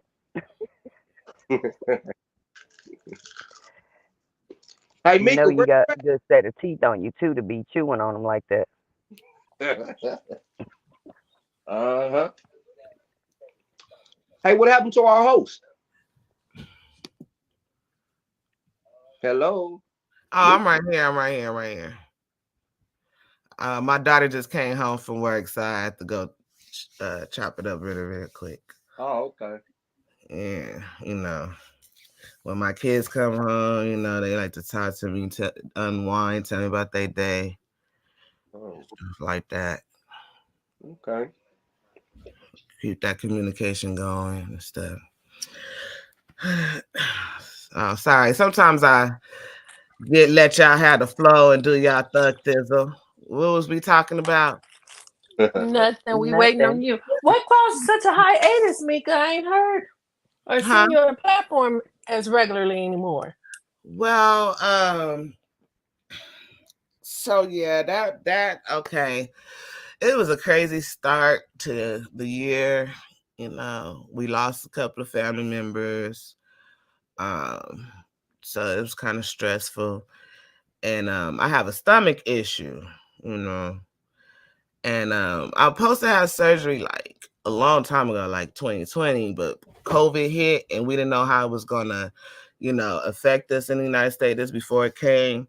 So it was coming, like they said, that they just found it one or a couple of incidents in California. So then the surgeon didn't want to do it. She just, put me on antibiotic because like I had like a microscopic hole in my intestine, but it was like going into my bloodstream.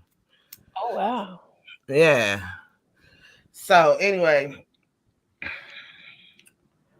it cleared it up or whatever, but I was gonna get the surgery last year, but I just didn't trust the hospital. That's when I was in the hospital. Not last year, but in 2022. Man, they couldn't even put an IV in me. I said, I can't let them do this to me. And then they was talking about going through my mouth down. I'm like, heck, no, this don't even sound right. How you gonna go through my mouth all the way to my stomach? That's too long of a route. Shit, I don't know what y'all trying to do. This ain't sounding right. So they just gave me some stuff that tasted like liquid sweat. And I had to drink all that shit, man. I was throwing up everywhere. Anyways, so the stress built up and I had to go on and have the surgery. But I was awoke during it. That was the only reason why I let them do it. Because I was able to be up. Well, good. I'm glad you had a successful surgery. Yeah. So you can talk that no. Man, ain't stopped that. You would know. So I'm good. I'm in good health now because I finally got that out the way. Just do some follow-up appointments and stuff like that. Have to do all that stuff. But that's it. So you be ready to have that baby now. What baby? I don't know. I need to surrogate or something. Shit. Yeah, you got a hubby. What, this y'all second year, third year? This is just the first year, honey. The first year. Well, So what has been the benefits to you as far as being married?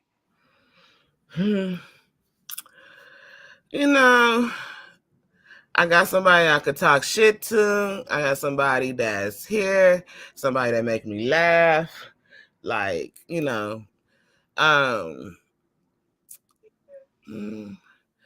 I could say financially is a little better. What else? I don't know. Peace, I guess. Gives me a little bit more peace. A little less stress. So marriage has bettered your overall life. Yeah, because when you have someone that's willing to pick up, and be that man for you, you don't got to do this. You could, let me do that, type of thing. Then because when you used to just doing everything. So my biggest thing is letting go of those type of responsibilities. So it's hard because I've been doing things on my own so long. It's like, okay, I let you handle it. Okay. So that's the only conflict is just me learning how to just let go and let him be a man. You know what I mean? Just do what needs to be done. Because sometimes I'll be wanting to control shit like, oh, we got to do it like this. And then he be like, no, let's do it like that. So Like, let him do it, because when he does things, it always work out. I guess that's his name. Well, I ain't gonna say. Well, give him his praise, then give him his praise. Yeah. So That didn't sound real praiseful. It so didn't. It so didn't. Huh? I didn't hear no praise. What do you mean?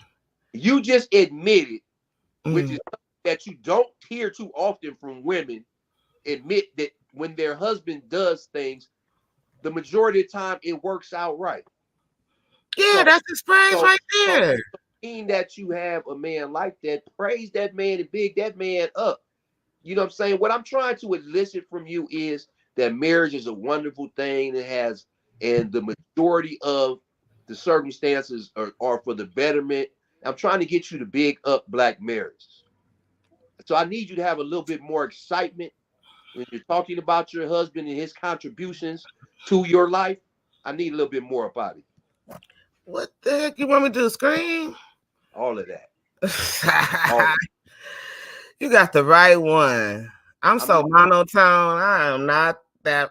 That's not me. I mean, we need to hear more positive experiences with black marriages than all the negative stuff that bombards the airwaves. Yeah, it's good. It's good. Sound a little bit more exciting about the black man. And it's good in my hood tonight.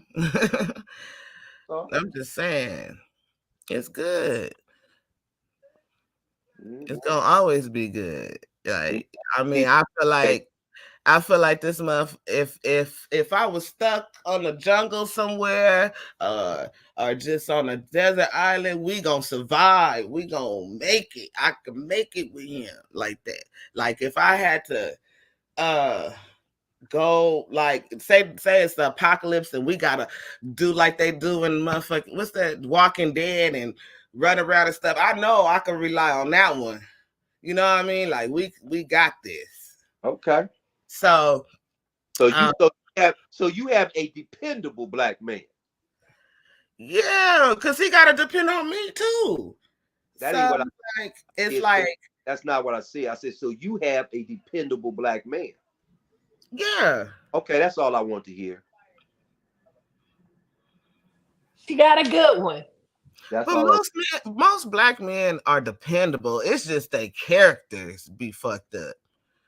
Okay, let's stay away from that part. Let's just big up the good one. It's like, man, I don't even understand how that just went left like that. I had to stir it up a little bit. Y'all don't want me to. That was stirring it up a lot. It was, because I was happy to hear, you talk about your black men and all that.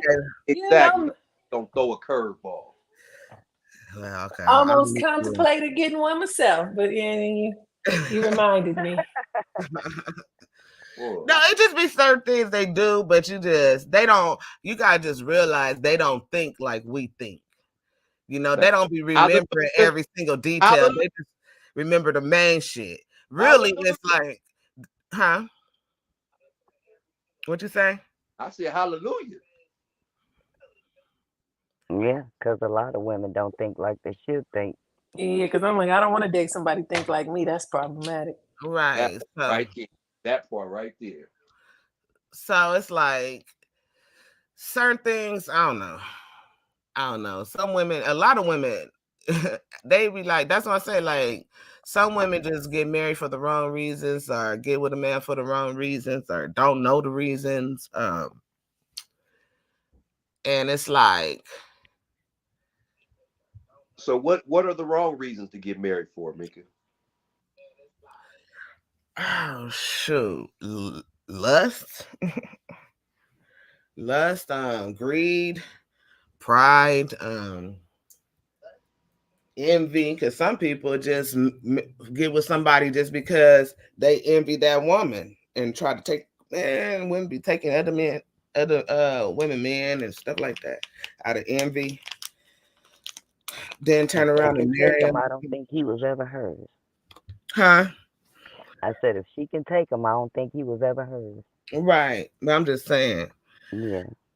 the woman that allow it, Hmm. the And so woman that wanted to go and do that. You know what I'm saying? But it's a lot of reasons why people are together that could be wrong. I think that why do you think people should marry? Let me ask y'all that. Hello? Because they want to. Why do you think a person should marry, T. Lachey?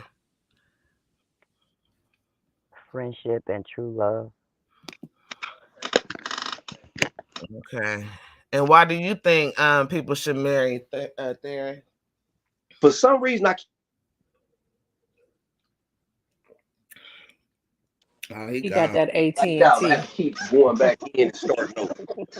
You got AT&T respectfully disrespectful said. Well, anywho, the reasons that I think He didn't refute it. I didn't hear you. I told you my mic, I keep having to come back in for some reason. My mic keeps getting cut, and I can't hear you guys. And you guys can't hear me. So I missed parts of the conversation because I had to go out and refresh it over. Okay. So what does marriage? Why should a person be? What was the question again? Why should? What's Why the do reason to people get get married? Yeah. What's the reason to get married? Economical stability, love, respect, compatibility,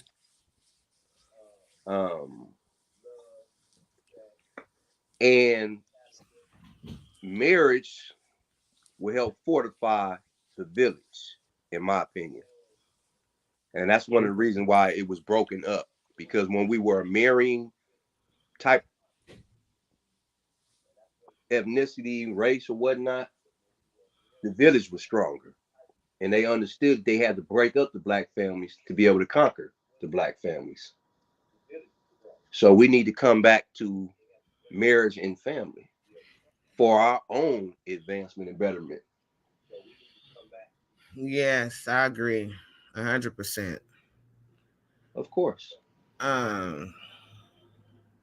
That's why I say I don't advocate for divorces. But if it's like abuse and stuff like that, yeah, nah, that's not love. That's not marriage. That's the wrong. Some people get married because of abuse. That's the wrong reason. That cycle of abuse that we did, T. Lachey, how they go in that cycle and they get in that honeymoon phase after they get their butt whooped and get love bomb. You remember we did that show about that? Yes, ma'am. They do the love bombing and get you back in the cycle of the honeymoon phase. And I think a lot of people just do it too because they took free will to a whole nother level. They don't realize they have to be a wife before they become a wife. And it's just marrying him because he's popular, he got money, or he got this, and that, or she can do this, she has that. I think people took free will to a whole nother level. They just marry because they can. All I know is the very first couple of words that came out your mouth was spot on. You got to be a wife before you become a wife. That need to be on somebody's shirt. Yeah. Kima, you need to get that put on your shirt. Now, why you put that bullshit on me? I wouldn't wear that. Preach, sister. Preach, sister. You got to be a wife before you can become a wife.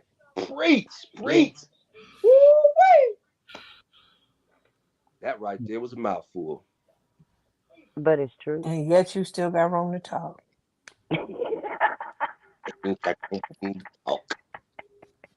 Yes. Because I got to give props where props is due. Yeah, that's definitely true. It is. It's true. And, but that's why I said, as a part of what I do and letting it be known that I know there's a lot of different mindsets in this world, and brokenness is all too well known. In the simple fact that proves how carried away it has gotten. I'm grown. I can do what I want to do. they don't realize that listening is free, and they just got to find it out on their own, but they don't know why. They'll leave one toxicity to the next, because they don't believe they're part of their own problem. And a lot of them think that because they work, know how to wash dishes, clean a house, good in the bed, take care of the kids, they think that makes a relationship when none of that has anything to do with a relationship.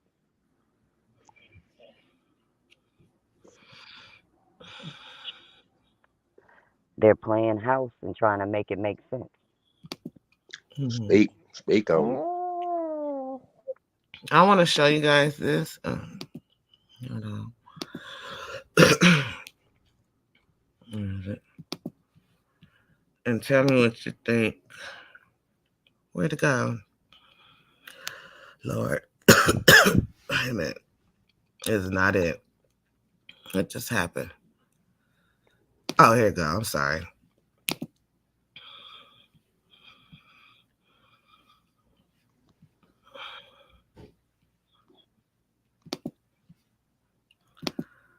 Like I tell my sister when it comes to a relationship, man, if you've been dating a man 3, 4, 5, 6 years, and this man ain't ready to commit to you, you not it, sis. Amen. Y'all stay together. Y'all been playing house. He's already getting the milk. Why should he buy the cow? A man knows what he wants. A man will meet a woman, date her for 6 months, and say, "Yep, this the one for me." They'll be married years, stay married happily. You'll see somebody else been dating, playing house for 13 years. After 13 years, they decide they want to get married. And they can't even stay married a year. You want me to tell you why? Because he didn't want to marry you in the first place. That nigga married you out of obligation. And when that obligation became too big for him, he had to move on. You wasn't it. Niggas are getting mad. Oh, he's saying, nah, man, it's the truth. Because there's good men out here that know what they want. They want to be married. They want to settle down. They want a family. And there's women out here that know what they want too. And some of y'all women and some of y'all men that ain't ready to settle down, y'all wasting these people time. Move out the way. Get out the way so they can go find happiness. Stop dragging them along. You done drug them along for 13 years, leave them stuck, and then you go find happiness. They still got to pick up the pieces. Don't be no fool. Don't let nobody string you along. Don't keep playing house and then expect for him or her to all of a sudden decide to commit when it's time to commit. All right. What y'all think? Anybody can go. Sure, I ain't doing those particular order. I agree.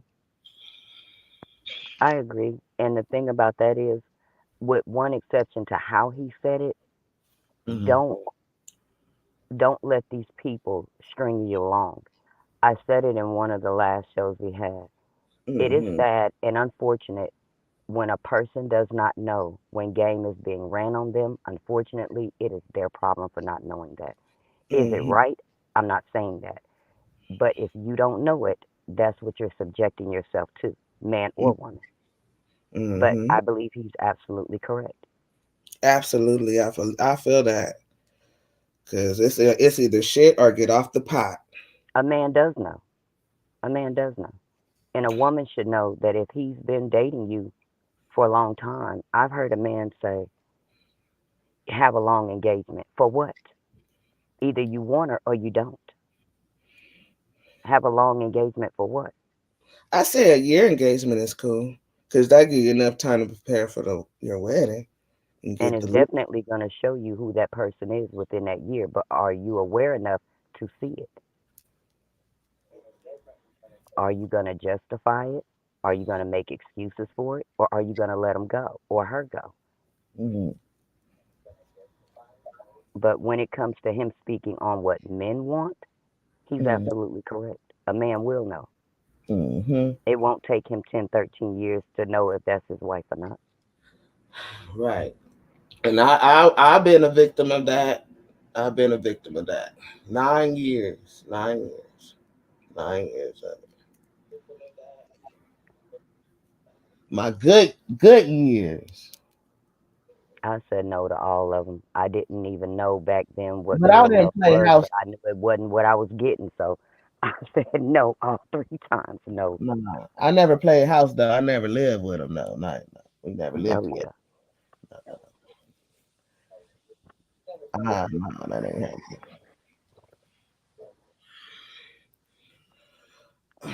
Darren, I'm anxious to hear you, my brother. Right. I was waiting on it. I thought you was gonna jump in already. Well, you know what? Because I have mixed feelings about that. Oh, Because okay. because I know personally two of my friends who have just married women. One of them just got married. They've been together 25 years and they just got married. Mm, And mm, mm. I know that he loved that woman. And sometimes everybody's just not marriage minded because there is a difference between being a boyfriend and a girlfriend and being a husband and a wife. And I think that so it's subjective. Like I Well, said, what he said I, was, Darren, though, he said the man will know. It's not how long it takes, it's does he know. So, did he know she would be his wife and they just decided to wait? Or did he actually not know, but wanted to go long enough to see if he could find something else and then decided, well, shit, we've been here. So, we're here. Let's go ahead. And that's what he's saying in a sense that men will know. So did your friend actually know that that would be his wife and they just decided to wait? I can't actually speak on specifics to tell you Yeah. the truth.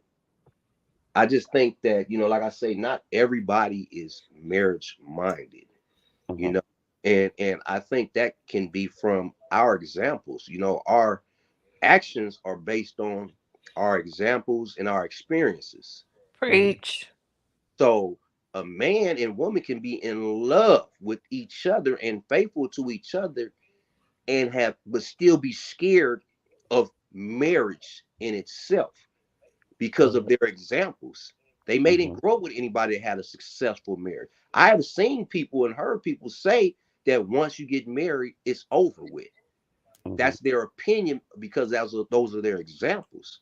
Mm-hmm. Right. So I can't say that what he's saying, I can't agree with it wholeheartedly. Hmm. I know that I have been married 3 times and they were all different situations. And I didn't step in and say, oh, she's the one. Because she couldn't Hmm. have been the one if it was two more after and prior to. Right. You know what I'm saying? Hmm. So I just think that that's subjective in what he said. And I think that it gets a lot of airplay because it makes for good soundbite in Well, essence. it Can I ask you a question? Yep. How long were you married for all those times? Like The first time I was married 2 years. The second time I was married 4 years. And the last time I was married 12 years. 12 years. Yeah. And that but he that marriage also said, that marriage ended because my wife passed away. So it's possible I could possibly be still married at this point. And that would have made it 20 years. Mm. well, sorry to hear that, Darren. Yes, But the thing that was sticking out though is that he said a man knows. So the fact that you said it was nothing in you that said she's the one and it lasted 2 years, and then it was never in your mind that she was the one and it lasted 4 years. So at some point, I think that's all he's saying is that a man will know, not that if he doesn't marry you, it was he knows what he wants. So if he wants to marry you, he will. Yeah, Just but like you got married. You married her because you wanted to. Maybe that you didn't know if she was the one, but at some point I was you gonna knew you ask wanted to him. marry her. I was gonna ask him why did he marry them? okay, see, now we can delve into that. Can you Because start with the first one? if we start with the first one, I proposed to her because she had low self-esteem and she would always question my desire to be with her. So in my young mind, I felt like the only way to prove to her that I was serious about her was to propose to her. So that's why that marriage happened. How old were you? I was 19. Oh, Understandable.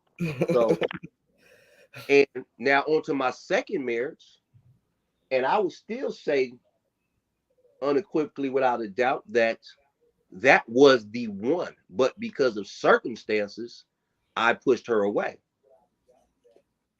And the third one, I would also say was I don't say that I consider her to be the one. I was in love with her. We had a lot of drama amongst each other, but I also had a daughter by her and was raising a stepson with her.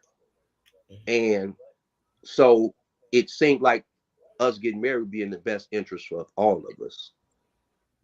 And that's what we did. So, I mean, it's all different circumstances that can bring that about. Like I said, everybody's not marriage minded. But everybody's not called to marriage either. Some Exactly. people are called to be single. Yeah, But exactly. again, their free will, they'll do it. But I Because understand you saying know there are different what, circumstances, but but the I thing is think though, at a point you knew is what we were. but this is the thing though that we also have to understand though, that I believe that needs to be talked about. This marriage thing is really not our culture in essence. What? Yeah. Whose culture is Marriage it? thing. Here we go. Polyamory downloading in 3, 2, 1. Whose culture is it? What I'm saying is this. You don't need a piece of paper to prove your love. Because that's what it is. And that piece of paper, all that's doing is making a government contract to put you in your business. At the end of the day, if you want to keep it 100. I think paper only legalizes it, but I think a lot of people who hold entitlement thinks that the paper proves something and gives it power. And it doesn't. That's what I'm Right, saying. it doesn't. And that's why I'm saying marriage really, the pressure to be married, I think is a negative connotation on us. That's what I really. What? You just went from you think marriages should happen to marriages shouldn't happen? You're not understanding what I'm saying. I'm speaking technically about marriage. You don't have to be married to build a village. Right. I'm speaking about the technical side of marriage right now. That's what I'm speaking about. My love to my woman doesn't have to be put on a piece of paper to build my village. Right. But because that's what society says, and the majority of the people subscribe to that, that's why I push the marriage thing. All right. So you don't think marriage is beneficial on paper at all? It only is for materialistic things. It's a legality. That's all it is. Yeah, it's not beneficial to the relationship. It's just legality. Yeah, it's only for materialistic things. If there was no materialistic things involved with it, then we wouldn't be legalizing it. Simple and plain. Because when you get a divorce, guess what? You pay the people to get a divorce. It's about money. That's really what it's about. And profit. That's why we have to pay to get licenses for everything. It's really about money in the technical aspect. You didn't need a marriage license to get married in Africa. That's my wife. We together. Whoa. Boom. There you go. Did nobody sign no piece of paper? That piece of paper was government enacted to extract money from you. That's it, and that's all. And it gives you access to resources. Is because it's accepted by the majority as some symbolic standing for my love to you. That's it. That's all. Marriage is only love. Do you think marriage only consists of love or more than love? Not a successful marriage. Not a successful marriage. If you remember what I said earlier when you asked me, why would I marry? Respect, companionship, love, economics. That's what a successful marriage consists of. Those things and other. Love, no. Love is just a strong word for like. That's all the hell that is. Well, I don't know about that. I think love is that seed, like anything that grows. there are multitudes of things that come together to make that marriage or relationship work, but it stems from the love that you have for that person. The more you love them, the more respect you give, the more commitment you have, the more honest Ooh, you are, guess the what? more Ain't no, effective communication you'll have, because from that little That's a seed no, springs a that's a whole Western fruit. perspective, no. though. He say we would have to fight about that. We'll have to. Hmm. I'm gonna tell you what. Me and my father Hmm. actually fell out behind that because I Uh-huh. wore a shirt that said "fuck love, run me my Hmm. respect." And he Right. called me and cussed me out, and we didn't talk for a year, right? Hmm. But what I'm trying to this is what I mean by this. I put Hmm. respect before love because guess what? When you Hmm. respect somebody, that means you are considerate of their feelings Yes, before sir. yours.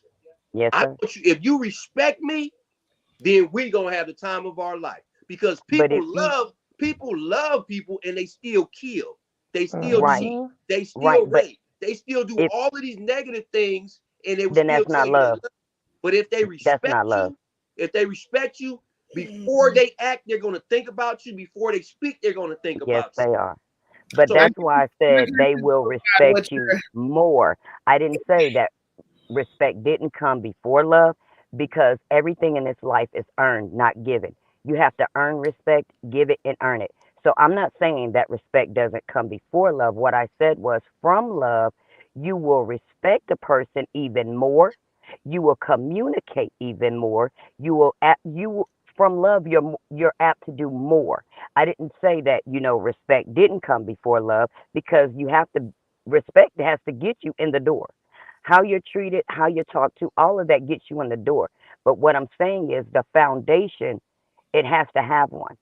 And when we truly love someone for who they are in friendship, we grow, we bloom, we blossom. So I'm not saying that respect wasn't there. I'm just saying from loving someone, because if I love you, I'm going to be apt to do more for you. Now, if I just like you or I don't have feelings for you, I can still respect you, but don't mean I'm going too far. But if I love you and truly love you, from that love, we can build anything. That's what I'm saying. But yes, respect does come first. Yeah, because I honestly believe that love comes from respect, and respect don't come from love. It does. You're right. I didn't say it did. I was just saying from the love I that we have for people, we produce more if we really love them ah, versus can I if we just didn't. interject real quick? Yes, ma'am.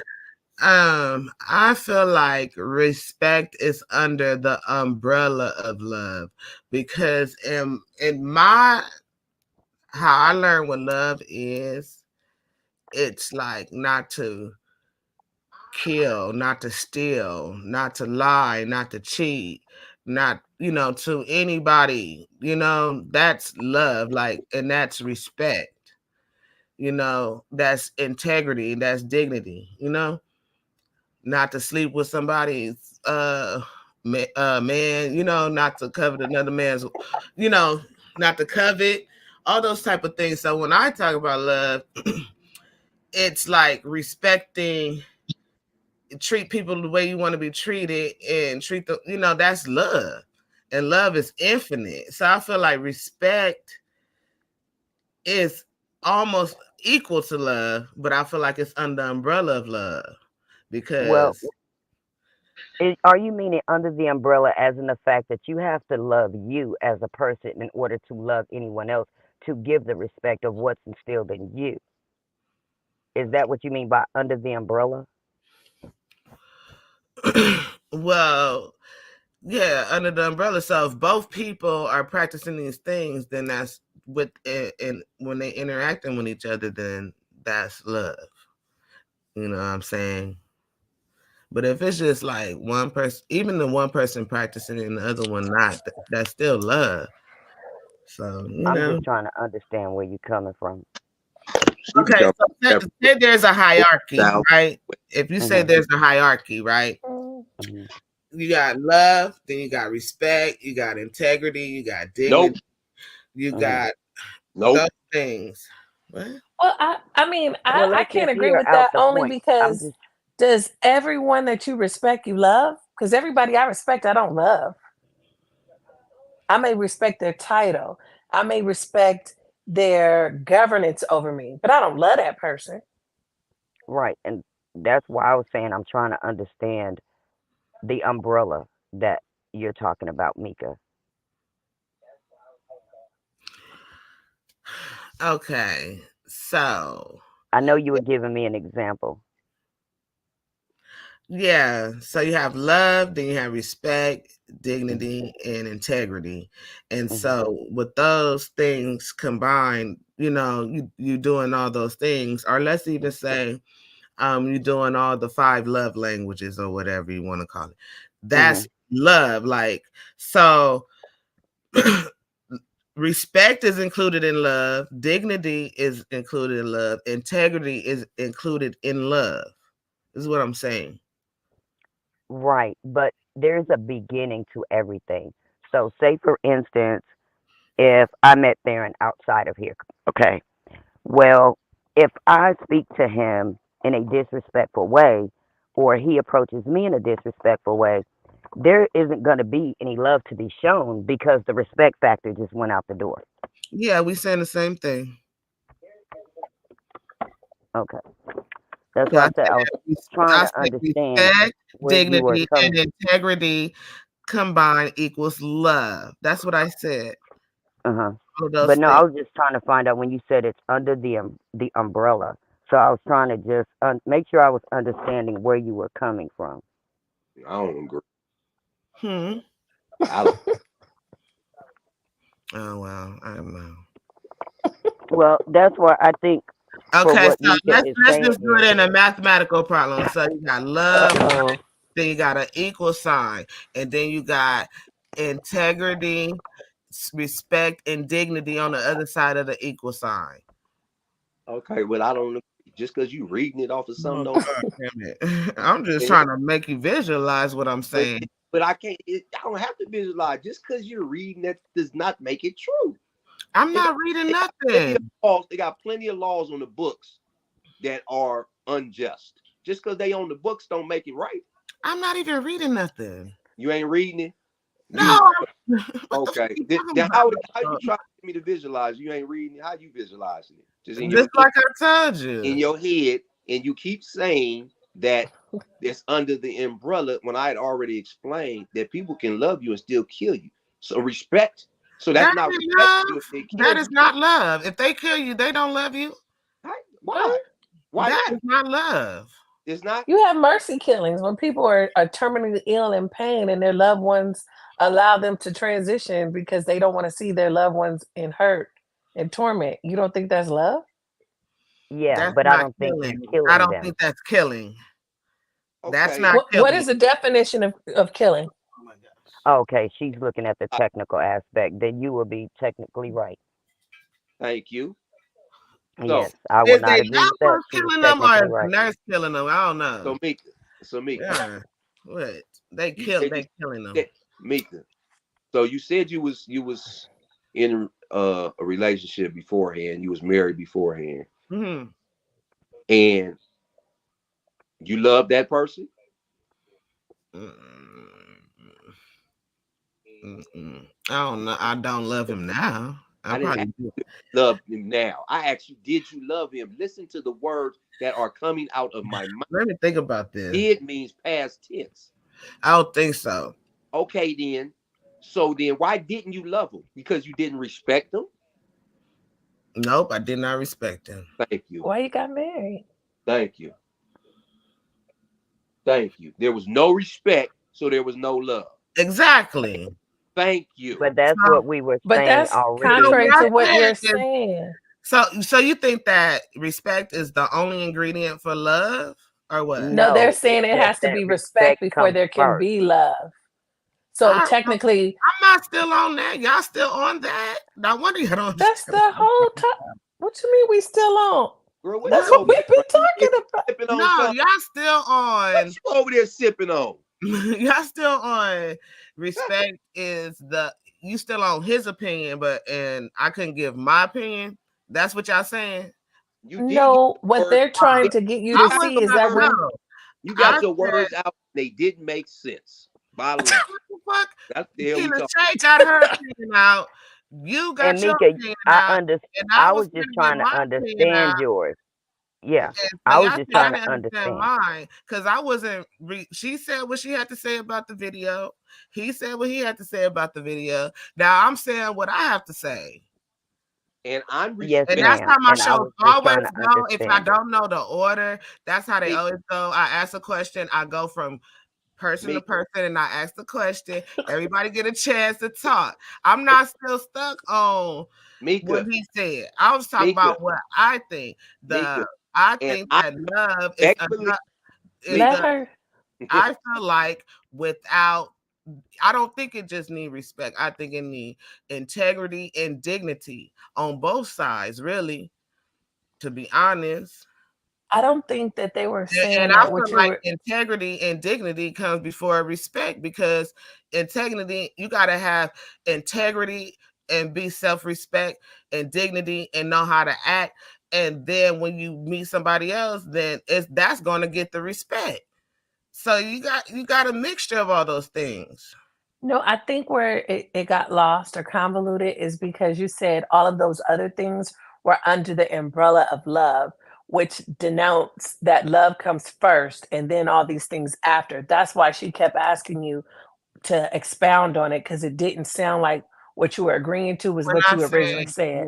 what I'm saying is under the umbrella of love means that I feel like respect is needed for love. If you don't have respect, then there's no love. If you don't have integrity, where's the love? Because you don't even love your damn self. So how could you love somebody else?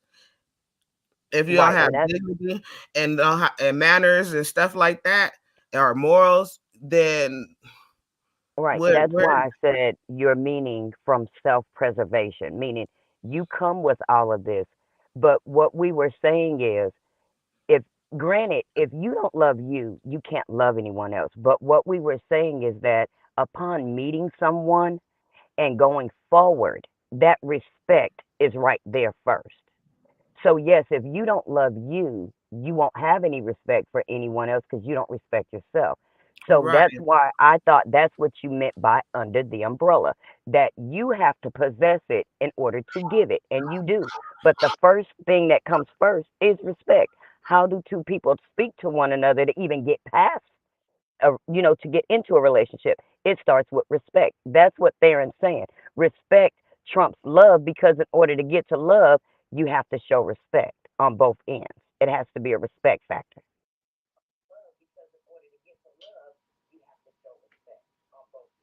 and see Great summary. what happens is she went quiet because that goes against what she believed, because she's always been told that love is first and everything comes from love. So now that we're saying something contrary to that, like most people, it's hard for them to accept what they've always been taught. Love Or comes let first her. for me. Yes, it always does. And I was gonna say, let her. That's how she feel. I'm not gonna say that she's And wrong can't for nobody her. change my mind about that. Right. For her, Because that's her truth. for me, the truth is God is love. You know what I'm saying? How we And this? this is what I'm saying. This is me. This is how I feel about it. God is love, and those that don't know love don't know God. And the love of God is his law, statutes, and commandments. And that's scriptural. So, and his law, statutes, and commandments is thou shalt not kill, steal, lie, cheat. All these, it's so many. But it's basically about what you shouldn't do as a person. So that's your integrity and your dignity and your morals. Then when you interact with other people, that is who you are. So then that's where the respect come in, because you can't do nothing but respect a person that have integrity, dignity, and morals. So if you a killer, you can't be a lover. Killers can love other people they don't kill. They're not gonna kill somebody they love. Hey, but I mean, but I'm lost, because I would think that being a killer would go against God's commandments. And if you don't follow God's commandments, then you don't know love according to you. Yeah, but your definition of kill and his definition of kill is two different things. How you know? He told you? Because there's law, statutes, and commandments, and when you read them, then he goes into details. It's just like reading a law book, but I'm not going to go into all the details with you. So do you believe? So then you believe God sanctions wars? Yeah, because there's a time to kill. No problem. You said it. But it's specific. When he say thou shalt not kill, it's to your people. Don't do this to your people. Oh, but you can kill other people though. Other people that's threatening you and your livelihood. Yes, it's not considered killing. You got to defend yourself. You got to defend your life, don't you? So that's saying that a drug dealer can kill a cop because it's threatening his livelihood? Yeah. I mean, shit. What? That's what you said? Yeah. Okay. Yeah, he should be able to. Right on there, sister. Preaching, sister. He should be able to. I mean, I'm not saying that, but I'm preaching, Mika, right on up out the Bible. Because who the cop? Yep. Who the cop to tell him what to do? So that's anti-scripture because it does say that there's to be law and order, and as long as the law does not contradict God's word, you are to follow it. Okay, what scripture is that? No, me. What scripture does that say? You know what? She right. Excuse me. Is 100%. No, what scripture right. is that? No, Mika, I'm wrong. Right, you're sister. right. You're right. Mika, you are right. Tell me the scripture. Mika, you are right. If you're talking about give unto Caesar what is due to Caesar, that's about money, though. So I didn't reference that, but I said you were right. So there is no scripture. You're right. Okay, yeah. So love is first for me. That's that, and I love my people. I respect everybody, and I do unto others as I want done unto me. Yeah, I guess y'all don't know I knew what he was talking about. I knew what you was talking about, but I guess y'all forgot the order that it goes in. It's been a month, but y'all can go back and watch it and share it. Go back and No, watch I it. get it. I get it that we have to exhibit love ourselves in order to put love out. But in the context of how it was used, is that it's just the same. I got love for you as a sister in Christ. I have love for everyone. But a form of my love for you is to respect you in the fact that he said, love thy neighbor as you would love yourself. So if I'm good to me, I'm going to be good to you. Mm-hmm. But in the form that I can show you that I'm good to you is through respecting you. I can't love you in a way if I don't know you. So as we meet, I show you respect, you show me respect. We go from there, forming a relationship of some sort that will produce a love of care. Loving you in the sense that God said, I don't have to care what you do. I love you because you're a human being. I love you because you're a child of God, but I don't know you. So in order to produce love for you that produces and shows care is once I get to know you. But the only way I'm going to get to know you is by respectfully speaking to you. Because if I'm rude to you, you're not going to speak to me. Yeah, it says prove a friend, so that's one of the statutes to prove a friend. It don't just go and Right, but we were talking about the love that produces marriage, not the love of loving thy neighbor, loving everyone because that's the love we're supposed to exhibit. This was love of marriage. And the way that any two people form a relationship is by first through respect of loving who we are. So that's what I got from when you said under the umbrella. If we possess these things, then from that we produce. But the first thing we'll ever produce to people we meet is respect. Okay, so you based it off of the people you meet. Well, because that's what we were talking about that topic. He was talking about marriages. I asked the question different about love. marriage. So that's a different love. This is just not loving one another because we're children of God. This was knowing someone, being with someone, being intimate with someone for years, having love for them, and then marrying them. But in order for them to have even gotten there, there had to be some respect going on back and forth. Because you can't make it that far, I don't think, with too much disrespect going on. You sure can't. I already understand what y'all was saying. I was just saying that's how I y'all can't sway me no other way to Oh think. no, I'm not trying to persuade you. I was just Yeah, trying to I already understand know what what you y'all were saying, saying. but I already know. I already know Mm. what y'all saying. I knew what he was saying when he said it. I know what y'all saying, but I'm saying love is first for me. That's my opinion. That's how I feel. I can't be persuaded about that. You're entitled to it. Thank you. Finally, I've got to get argued down about. I don't care. It's my opinion.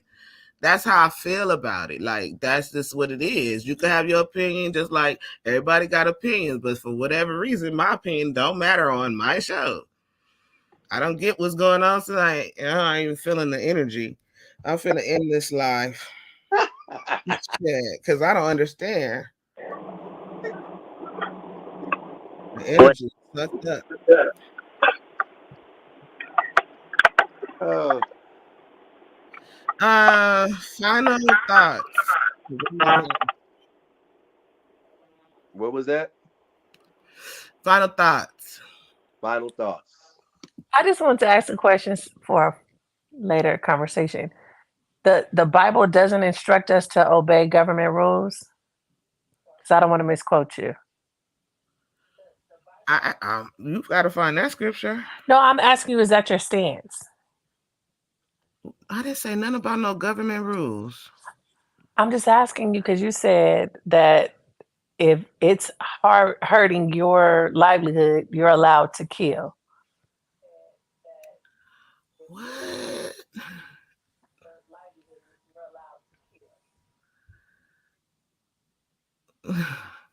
I'm lost. What are you talking about? You just said, because I gave the example. So a drug dealer can kill the police if it's threatening his livelihood. And you said yes. I said he should be able to.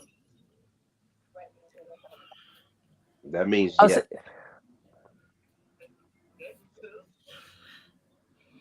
so you were just saying it like sarcastically, not seriously saying that the Bible can. Oh, okay. I said he should be able to, in my opinion. Yeah. Because who is the police? Ain't they like slave catchers? I don't know. Oh no, I don't know. I just wanted to reference that because when he was saying the Bible allows you to kill, and you said yeah, if it threatens your livelihood. Yeah. Okay? So you don't think once the police get to him, he ain't going to oppression, or what? He going No. to what? I'm not saying you're wrong or right. I just want to make sure. So when I bring it back to you, I understood exactly what you were saying. I didn't correlate that with the Bible. I didn't quote no scripture that said that. I said, what scripture do you have that say that? Because you said Darren asked you the Bible quote. that it was something in the scripture about something, and I said, well, what scripture is that? I said the Bible does order you to follow the rules of the land. But before we got to that statement, and I asked you, what scripture is that? No, I understand. But before we got to that, he asked you, does the Bible basically say it's okay to kill? And your statement was yes, if it is going to affect your livelihood. And I'm just asking you, did you mean that seriously, or were you just being sarcastic? I know what I said. If you have to defend yourself against people that's trying to kill you or harm you, then you should have the right to defend yourself. Okay, it changed. Okay. No, it didn't change. Go rewind the tape. Because you just left out livelihood. Go read. Go out if it affects your livelihood. I started with that, and then I went. Go rewind the tape, bro. Dang, I don't gotta argue with y'all. Y'all gonna rewind that tape, and y'all watch this whole video. Y'all gonna feel so stupid when you watch it. I'm not gonna feel stupid because I know what you said. You're gonna feel so dumb because you said livelihood. Because he asked you, and you confirmed it, and that's why I gave the example of. So a drug dealer can kill a cop if it's stopping his livelihood. You don't sound too Christian-like. No, because this is really irritating. Like when y'all go rewind this, have more patience, sister. when y'all gonna rewind this, and y'all gonna feel so fucking stupid.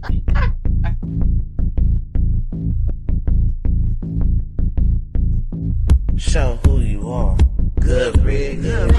Is your kid and bit the forbidden? As it was written, you overbid it. With the heathens, karma is a bitch, so how you living? Pray for my enemies, I'm forgiving. Cast the pearls on hog moms and chitlin'. If it's too hot, get your ass out the kitchen. Finger licking good, good looking. Stewing in the stew, I'm cooking. You psyched out, paranoid and shookin'. Shook the table, fades I'm booking. Get prepared for this ass whooping. Listen to the words being spoken. You were talking, I'm awake and woken. While I'm spitting this, got your spit, got choking. Era of a glance in my world, I shut